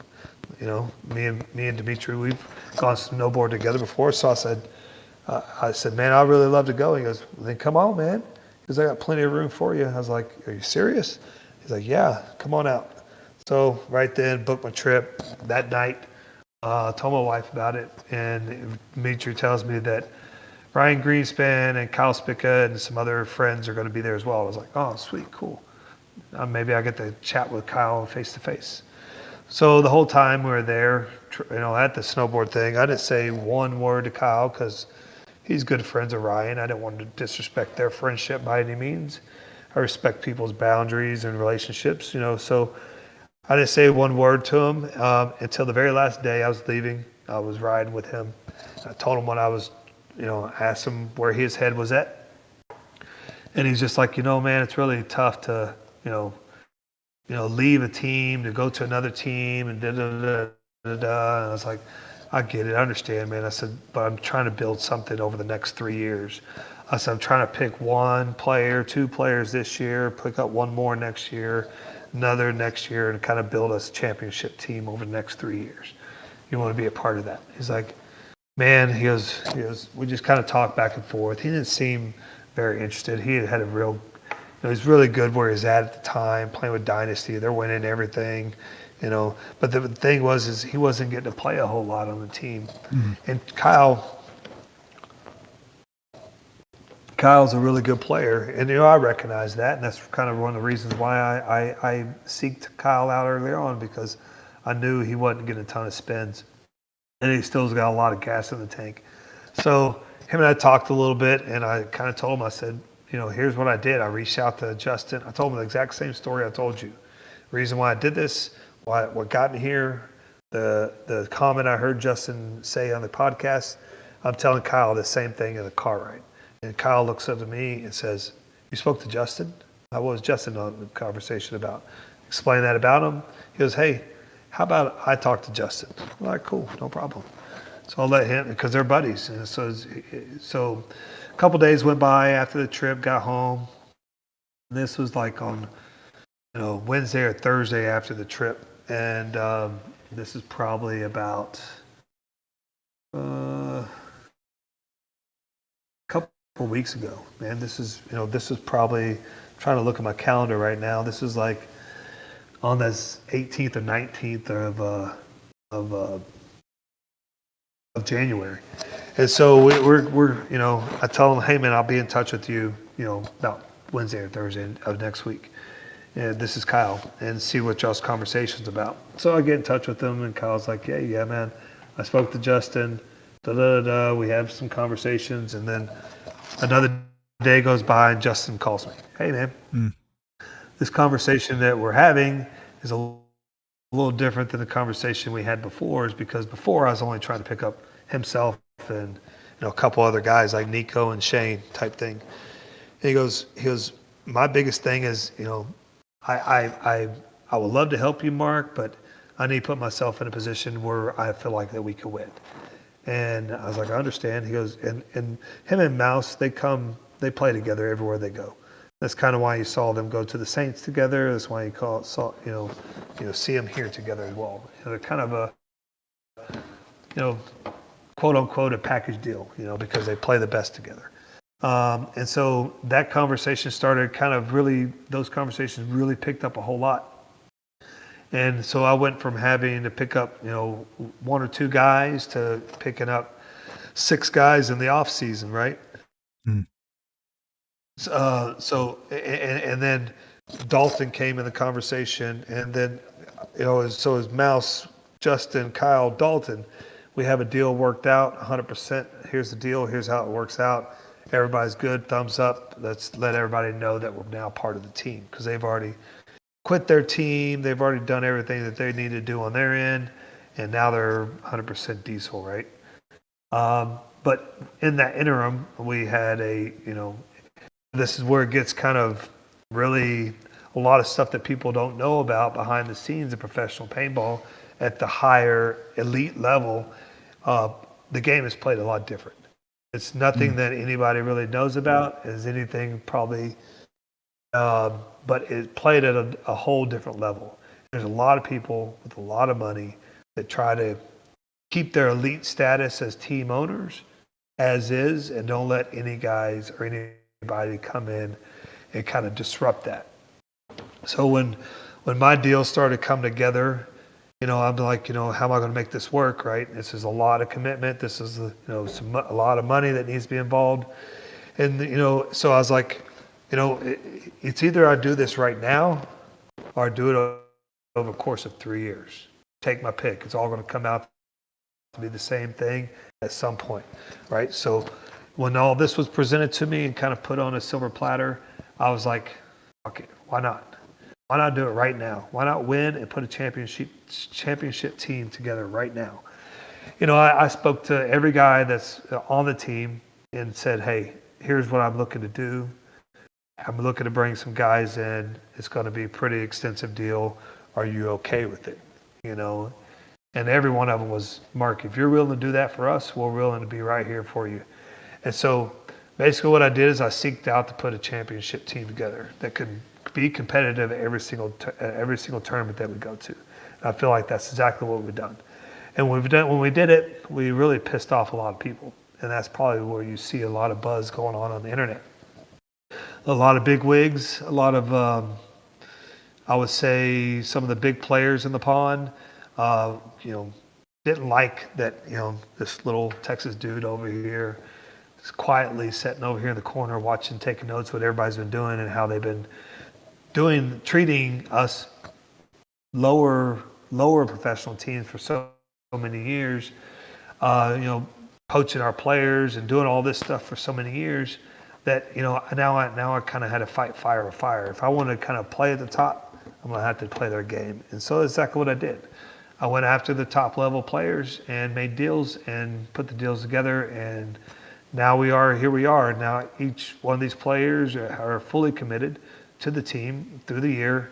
And our first practice is going to be in not this weekend, but next weekend, kind of a private practice, internal practice only amongst ourselves, and see how everything comes together. Start trying to build a team together, not only on the field, but off the field. So. Well, there's a lot of excitement now around AC Diesel. I know a lot of people were drawing conclusions with, all the same Saints guys from last year. I'm sure from yourself, I know you were saying like you've spent so much time investing in teaching players how to play the game at the top level.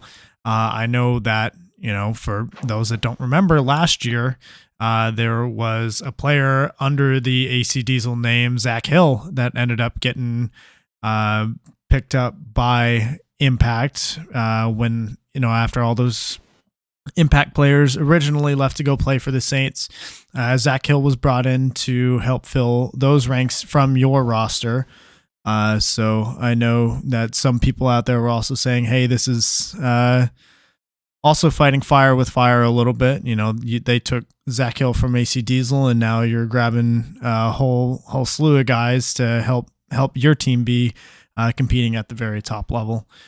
So that covers just about every player except for Aaron Rodriguez. How did that end up coming about? Well, let me just touch base on the Zach Hill thing. So Zach Hill, what really pissed me off is that, I was kind of raised old school style. If you say you're going to do something, you're going to do it, right? If you shake a man's hand, shake a man's hand as good as a contract. And so I kind of, went through, Zach Hill was playing here, was playing on AC Dallas before, and then he started playing with Diesel when AC Dallas broke apart. And Zach Hill, at the time, during COVID, had some issues with work. He was I think it's a delivery bicycle guy, had a delivery route in downtown Chicago, doing like on a bicycle or something. Well, that went away during COVID, and they never really got traction on a really good job afterwards. He had a kid, had a wife, and had some things that he, life was financially just weren't going so great, and so it was tough for him to travel to play. So I wanted to keep him here. So I made an agreement with him on how to compensate him to come play paintball and help him and put money in his pocket for all these things, to play, to practice, all these things. I was helping him out, and I went outside of my norm because I've never financially tried to help players, stay in paintball. Now I would, fund the paintball events, but not compensate them. So I did it. I went out of my norm. I helped them put a contract together, player agreement together that spelled out how I was going to pay him and how he was going to get paid, and what all the roles and responsibilities were. So I did that. He signed it, exchanged some money. Money was exchanged right then. Done deal. He played a tournament with us at 10-man because it was part of that deal as well. And then literally after that tournament, Dave Baines comes in and poaches him, right? After there's already a player agreement and deal in place and money's already exchanged hands, they went ahead and did it anyway. And they knew. They knew the situation. You knew there was a commitment already made. They knew there was money already exchanged hands. So that kind of pissed me off a little bit. And I didn't forget about it. I remembered it, which was fine. It is what it is. Zach, he squared up with me at the first event and gave me my money back. So in my book, he was a good guy to me. It just didn't honor his commitment. So that happens, and it is what it is. So then as that went on, I remembered and seeing and how these guys at the top level, meaning Dave Baines, Bart, Randy, Alex Martinez, and how they have, these high elite level teams is, they get the best players, So you look at Heat right now. They just picked up the best, arguably one of the best players on ML Kings. Between him and Kyle Berry, Connor Kelly was one of the best players on the team. And what they do, they went out and poached him and brought him in. Now all they did was hurt ML Kings. And this has been going on for years. You know why? Because they have money. Money is what built their team. Money is what's destroying every other team below it, right? And I watched it. It happened to me, and it just happened to ML Kings, and it will happen to every single team down there that's not playing this money game, right? And a lot of us don't want to play it. And I for one have been that guy. Don't want to play the money game. But in the same sense, I don't like losing. And I don't like how these dudes play it in the fashion that they play it. So, and after being, struck over the head by those guys a few times and watched them do that to others, I was like, fuck it, I'm going to strike them too. And they didn't see it coming. They didn't see this guy over here out of right field just fucking come up and slap them in the face and do to them what they've been doing to us for so many years. And now we're here, and it's going to be a fight the whole time. I feel like, I definitely probably put a target on my back and put a target on the team, which is totally cool because hopefully it makes everybody, rise to the occasion and play the best that they can play. So the other question you asked me was, how did A-Rod get here, Alex Rodriguez? Well, once the Dalton deal kind of dismantled, and there's a whole bunch of stuff I'm not really even talking about that happened over a course of about a week of just trying to put this deal together. So many back-asswards things getting done. Impact, Dave Baines, all they try to do is throw more money at players to stop them from coming to play for Diesel. The Heat guys, they didn't get too much involved. Their team is intact, been intact pretty well. I just didn't ML Kings, but definitely sucks because they were building a really strong organization, and they were a good representation in Florida paintball, teaching kids, growing kids, doing a lot of stuff. So it sucks for them. Great for him. Heat is Heat. All the guys on that team, great, love them all, but they are one of the teams that goes around and tries to poach other players. Mm-hmm. And that's what I've seen a lot of the money teams do for years. It's just been a very aggravating, kind of fizzled off, and they threw freaking filthy money at him to make this deal stop because they seen the threat. Dave Baines seen the threat with putting those 4 guys together on the field with one of our diesel guys, they seen the threat. They knew exactly what was happening. So they threw out every stop they could to stop the deal. And it was tons of money. It was stupid money getting thrown around to combat the deal we're putting together and to stop it. And it was crazy is that, what I look at is I'm a customer of the NXL, is doing everything you can to destroy my paintball team and stop deals from being done, right? And literally doing everything he can to pick up the best talent in the team, in the industry, to keep his team at the top. There's so many other things that get done that just are, in my opinion, aren't the most professional way to handle business. Not saying that Dave and Bard and Randy and Ryan Smith shouldn't run and own a paintball team, but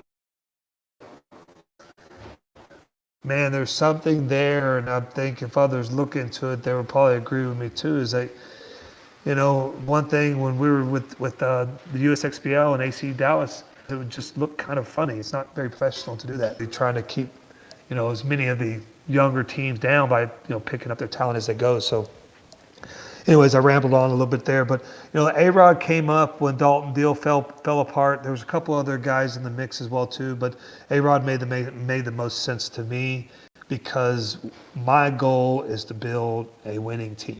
And I wanted to bring guys on this team to help us win. And A-Rod has done that. A-Rod, Mouse, Kyle, and Justin have all won at the top level. And most of those guys have won multiple events and championships and MVP players and golden barrel players. So that when I had the opportunity to pick up A-Rod and his situation, he's a professional a singer. He has a band. He travels all over, I think, California and Arizona, playing all over the place. I spoke to him and kind of listened to his situation and what he was all about, and we made a deal happen, and that's how we were able to pick up A-Rod at the 11th hour. Got it. I know there's a lot to unpack there with just how the state of the league is right now when it comes to player contracts. I know that there's listening to other paintball media guys out there, like the Spick and Span Show, like Let's Talk Paintball. There's been questions about, is there anything that can be changed to make it a more, I don't know if the word is fair or healthy, scene at the pro level. Obviously, in all professional sports, there are, part of winning championships is assembling a roster full of the best players, and paintball is no different to that. But the thing that is different, I guess, that you see is that there is a clear hierarchy in terms of what teams usually have the best talent or are able to afford the best talent. Now, paintball is different in that there's a clear top and a clear bottom with big money owners. You see, obviously, Edmonton Impact, Houston Heat are able to afford paying these top players pretty decent sums of money just to play the game, where some other players, granted, I'm just someone from the outside looking in. I'm just a fan of the pro league. I'm a divisional player, so I don't have any insight personally. But I would imagine that there are some pro players out there. They're not getting compensated at all, and maybe they're lucky to get their expenses covered in some situations. So just having that big of a disparity between the top and the bottom, do you think there's anything that can be changed, maybe in terms of enforcing player contracts, having a league-wide contract database or things like that? Obviously, a salary cap is out of like probably not going to be the best fit for where paintball is right now, since there is such a huge disparity. And I'm sure like if there was something like that, that there would be a lot of teams unable to I guess front the money to be able to even cover the cap.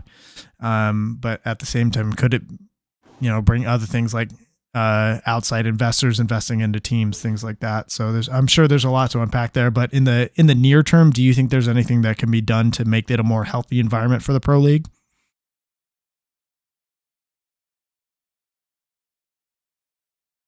I don't know if there's anybody willing to take the job on to make the changes that need to be made to protect not only the players but also the team owners. Now, when it comes to the professional ranks, it's a little bit different, right? Because like I own the team, I pay all the bills, I pay the entry fees, I pay all pay, and I do all that stuff, right? So I am the customer of the NXL. I am the customer, not BJ Hindenburg, not Alex Rodriguez, not J Rad. None of those. They're not the customer when it comes to our team and the NXL. I'm the customer. Lower division now, all the customer. So now you're protecting the customer in the divisional area, which are the players, because they are all the customers and they all pay for this. When you get to the pro, let's say the top 10 teams, a lot of these teams are funded by a individual, a industry company, our player, which is me, so there's a really rich guy on the team, or there's a industry company that is sponsoring the team, like Infamous, or things like that. So once you get into that level, it's a little bit different. Now I am the customer, and so I feel like there should be some protection for me as a team owner, and my investment into the league, and once I put things together and agreements and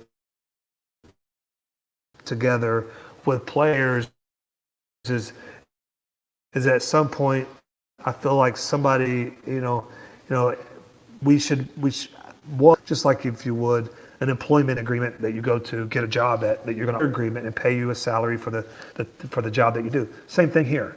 And a lot of these teams in the pro division.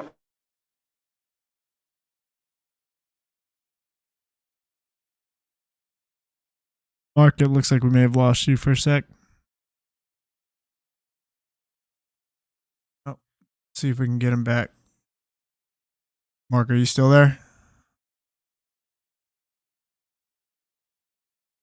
All right, so while we're trying to get Mark reconnected here, Mark, are you there? Yep, there we go. Sorry. All right, so I think we lost you.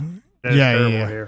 We lost you somewhere around with you being like the customer of the NXL versus, and wanting protection as an owner and as a customer of the NXL at the pro level. Yeah, so those are conversations that I'm having with different team owners and people in the league and things like that. Is how do we protect? How am I going to be protected as a team owner? And I'm sure all team owners want the same thing, but in the same sense, how do we protect the play I did for my team, but also did it for the players on my team, so we can all have this opportunity to be able to thrive and play at the best. So I want to be able to make sure we're protecting everybody's interest in the whole thing. But that those types of conversations that we're having now, will it ever transpire to anything? I don't know. It could be years down the line, but it's such a convoluted little thing, because you're looking at like say for example, I have a player agreement with A-Rod, and I said, A-Rod decides to not honor that agreement and leaves, and I've already, committed X amount of resources to him, and he leaves, right? Now, at that point, should he be allowed to go over to another team, or should he have to set out the rest of the year in the pro division or whatnot? Back in the day, the PSP would honor player and team contracts.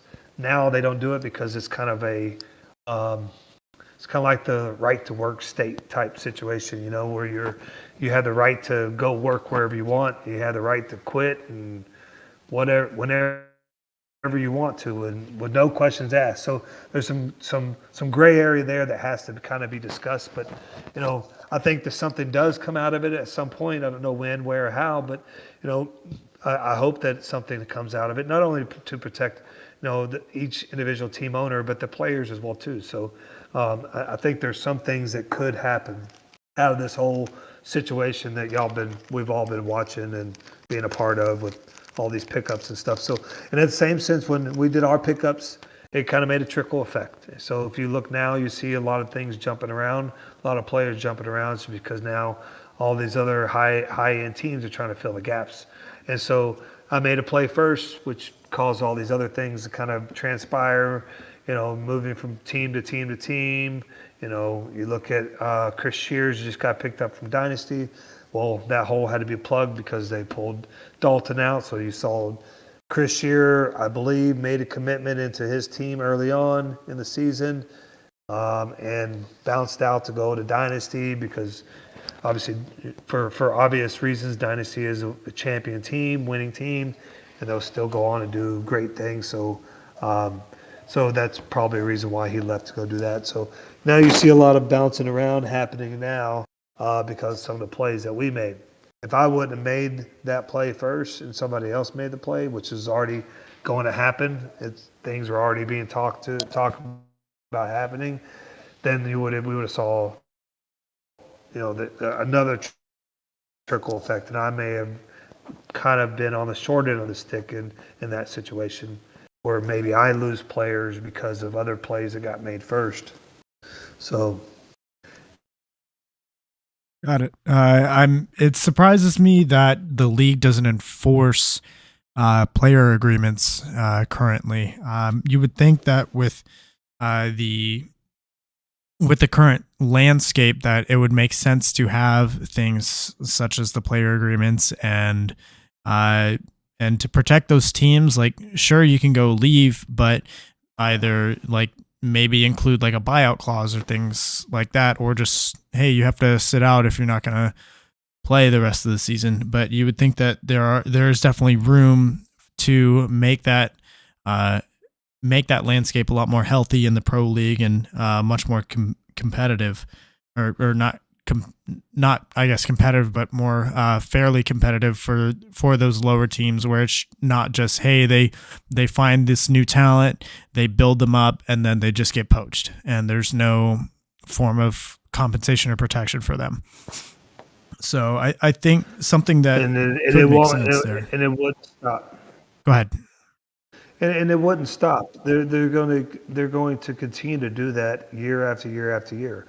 If you have a good player on your team that is getting some looks and doing really well at the tournaments and making a name for himself, eventually somebody is going to see it and offer him some money and pick him up.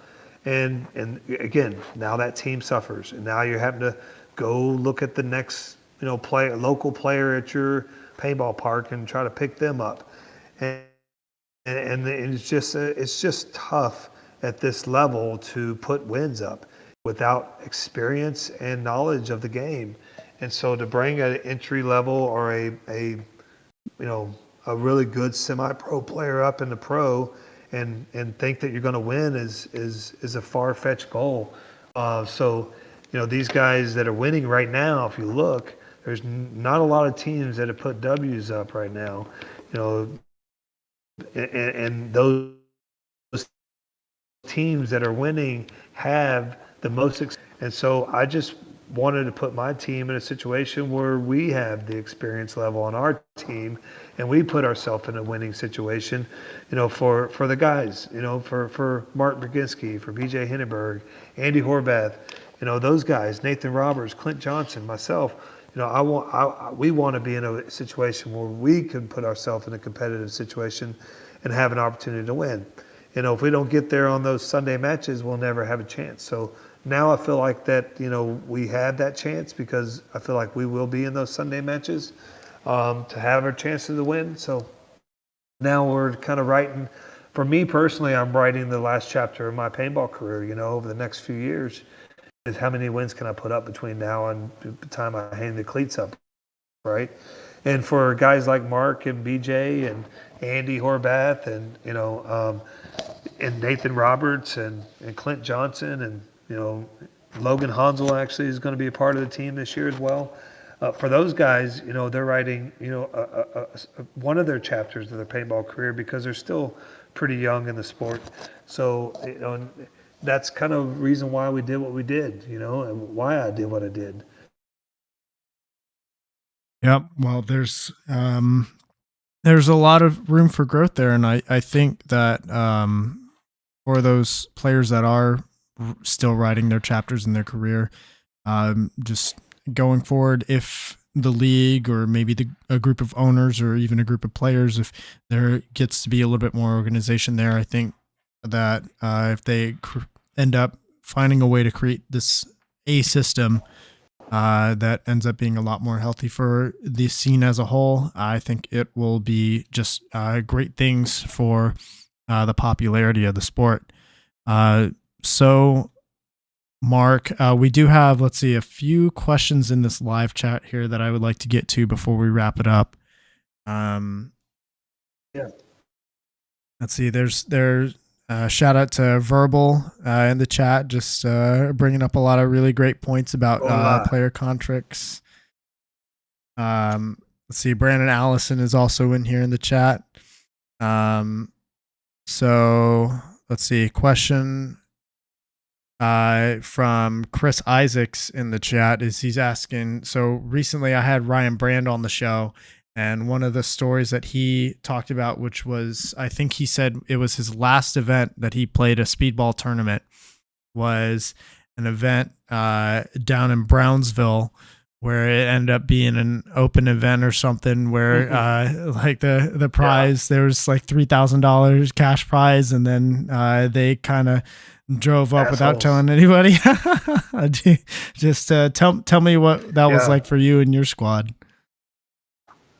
Yeah, so there was this tournament going on down in the valley, and it had $3,000 or $4,000. I don't remember what the cash prize was.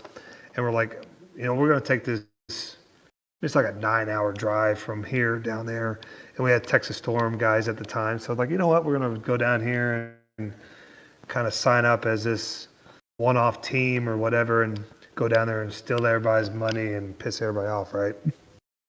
So we're driving down there and everything, and we get down there and freaking Ryan Brand and, God, was it Archie? I don't remember who else he had on the team. Literally show up down there and beat us in the tournament. And they ended up getting first, taking all the money, and we went home with freaking loaders at the time. I was like, you sons of bitches. But yeah, he got me on that one. Love it. Love it. All right. Let's see. Let's see. I think there was one more question here somewhere. I got to scroll back a little bit. Let's see.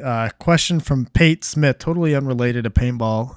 He asks, Mark, will your company have a booth at Texas Apartment Association event coming up in Dallas? Yes, will do. Oh, I know Peyton. He's a paintball player as well too. So yeah, we will. We'll definitely be at all the Apartment Association trade shows for sure. Cool. And then a couple of other guys in the chat, just when you were talking about you and Clinton, y'all's history, just them joking, the very common misconception of, oh, your son Clint Johnson going around everywhere with you. I'm sure that you've heard dozens of times now. Yeah, so Clint and Ashton Johnson, obviously, we all three had the same last names, but we played paintball together for so many years, and it was always kind of like, I was the dad and they were the sons, right? And that's just because I was an older guy and they were younger, and so we just kind of went there with that the whole time, and um, rest in peace, Ashton Johnson. But he was a good kid, and so was Clint, and we just kind of drove. Man, we put so many miles on my truck all the time. We traveling around everywhere, playing paintball together, from San Antonio to Houston to Louisiana to Missouri to Kansas, Oklahoma. Those kids would drive me everywhere, so it was almost like I was like their paintball dad, and so that's kind of how that happened. And then Clint, he Clint was my best man in my wedding. I was his best man at his wedding, and so we're just really close. And I wish him the best, and he wishes me the best in life and everything as well. So we're just, he can call me up right now, and I'll leave the house and handle business, whatever he needs me to do. So we just got that type of relationship. For sure. All right, last question from the chat. It's from Brandon Allison. He's asking, how often do you think your new pickups will be out at FIT, and do you think any of the divisional guys will get any opportunities to learn from them? Oh, of course. Yeah, these guys are an open book type people. Wouldn't have them here if they weren't willing to help the community and help our community at Paintball FIT. So definitely part of my plan is to get them out to be a part of our paintball community out at Paintball FIT. They will be out. We will all be out at Paintball FIT almost before every event, unless we get a practice invite to a different state before the event. As of right now, I have 2 practices already kind of lined up out at Paintball FIT. One is going to be February 11th and 12th. That's going to be an internal practice.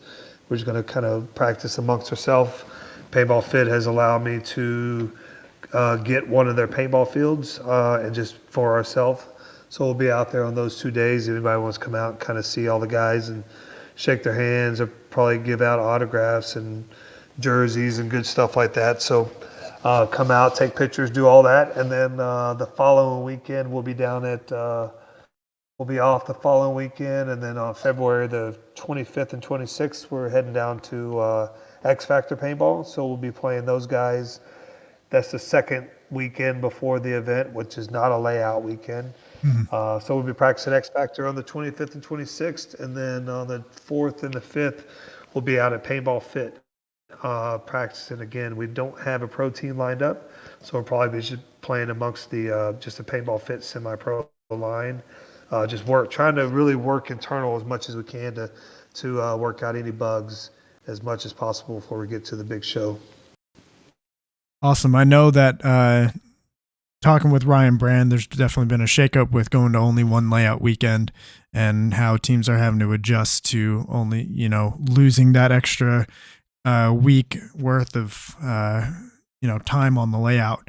But it's going to be interesting, I think. So yeah, I'll be looking forward to y'all coming down to X Factor, getting to watch some high, top tier level paintball. So yeah, It's gonna be exciting for sure. So this last question is a question I ask everybody that comes on the show. It's brought to us by Get Dat Shot, who's a NXL Pro Media guy. He also does a lot of videos and photos in USXBL, and he's now going to be at all of the Bunkerfest and NXL events for the full series. So message GetDat_shot on Facebook or Instagram if you're needing media coverage at either Bunkerfest or NXL. And I believe he's going to be at the San Antonio USXBLs as well. I'm not sure on that just yet. So Mark, is there anybody involved in the paintball scene in Texas, either teams, players, brands, projects, field owners, tournament series, anybody in Texas that deserves more recognition? Oh man, the field owners. Those are the recognitions that we need to, Paintball Fit, JD and his wife, Alex Martinez, Vanessa and her family over at Official Paintball. The guy, just anybody that opens and runs a paintball facility, much respect to that group, because without that, we wouldn't be where we are today. And, before I leave, I'd like to definitely thank all the sponsors that helped me kind of do what I do. And, Greg Pauly and the support that he gives me every single day. And we couldn't do it without the support from Billy Saransky, and those guys there. But, Empire Paintball, GI Sports, Shocker Paintball, Freak Paintball, Powerhouse Paintball, Paintball Fit, CJ's Paintball in Nebraska, Fun on the Run, Arc Paintball, Arc Anodizing, Verbal, all the stuff that he helps us out with all the time, makes us look good, smell good, all that good stuff. Yosh Designs, Go Compete for all the jerseys designs that they help us with. So, man, we're just really excited. Thank you very much for allowing me to come onto your show and tell my story. Probably wasn't as exciting as it was on the others because it was kind of fresh. But for all the fans and all the the paintball community here in Texas, much respect, much love. Hope that you enjoy the show that we're going to put on, and mainly just doing it for Texas paintball, man. So hopefully everybody appreciates it, and thank you for having me on and being a part of your show, and thanks for doing what you're doing to help kind of bring Texas paintball into a light. Definitely a lot of respect for that too. Yeah,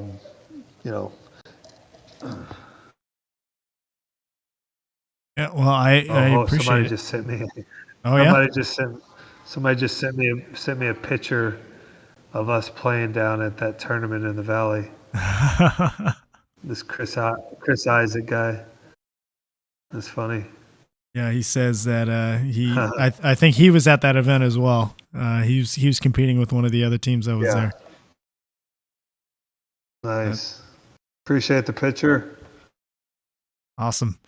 All right. Mark, I appreciate the support. I mean, I'm just here there's so many awesome individuals that are involved in the Texas paintball scene and really is paintball as a whole. And I know that, paintball players and community, they aren't the best at kind of getting out of their small little cave or their little scenes and really learning about who, all the other awesome people out there doing awesome stuff. So I'm just here trying to help everybody tell their story and get a little bit more recognition for the awesome things that they do. I want to give a quick shout out to my sponsors before we sign off. FUAthletics, Get That Shot, Paintball Kumite, which is Colt Roberts' training regimen that he's offering to divisional players down at X Factor, and then of course Compete and Hustletown Paintball. So y'all, thank you so much for tuning in. This is my first show that I'm doing on YouTube. I switched live stream platforms. I think it's going really well so far. So everybody be sure to go follow Mark. That's at mjohnsontx3 on Instagram. Also go follow AC Diesel. That's AC Diesel PB _ on Instagram. What other guests would you like to see on the show? Be sure to leave a comment down below. While you're at it, hit the subscribe button. The show goes live weekly here now on YouTube, and recordings posted to Amazon, Apple Podcasts, and Spotify the next day. We will see you guys next week for episode 34, where we're going to have Jared Sherman, who's a member of the newest pro team in the NXL, Austin Notorious. So, y'all, we will see you then. Mark, thank you so much for your time.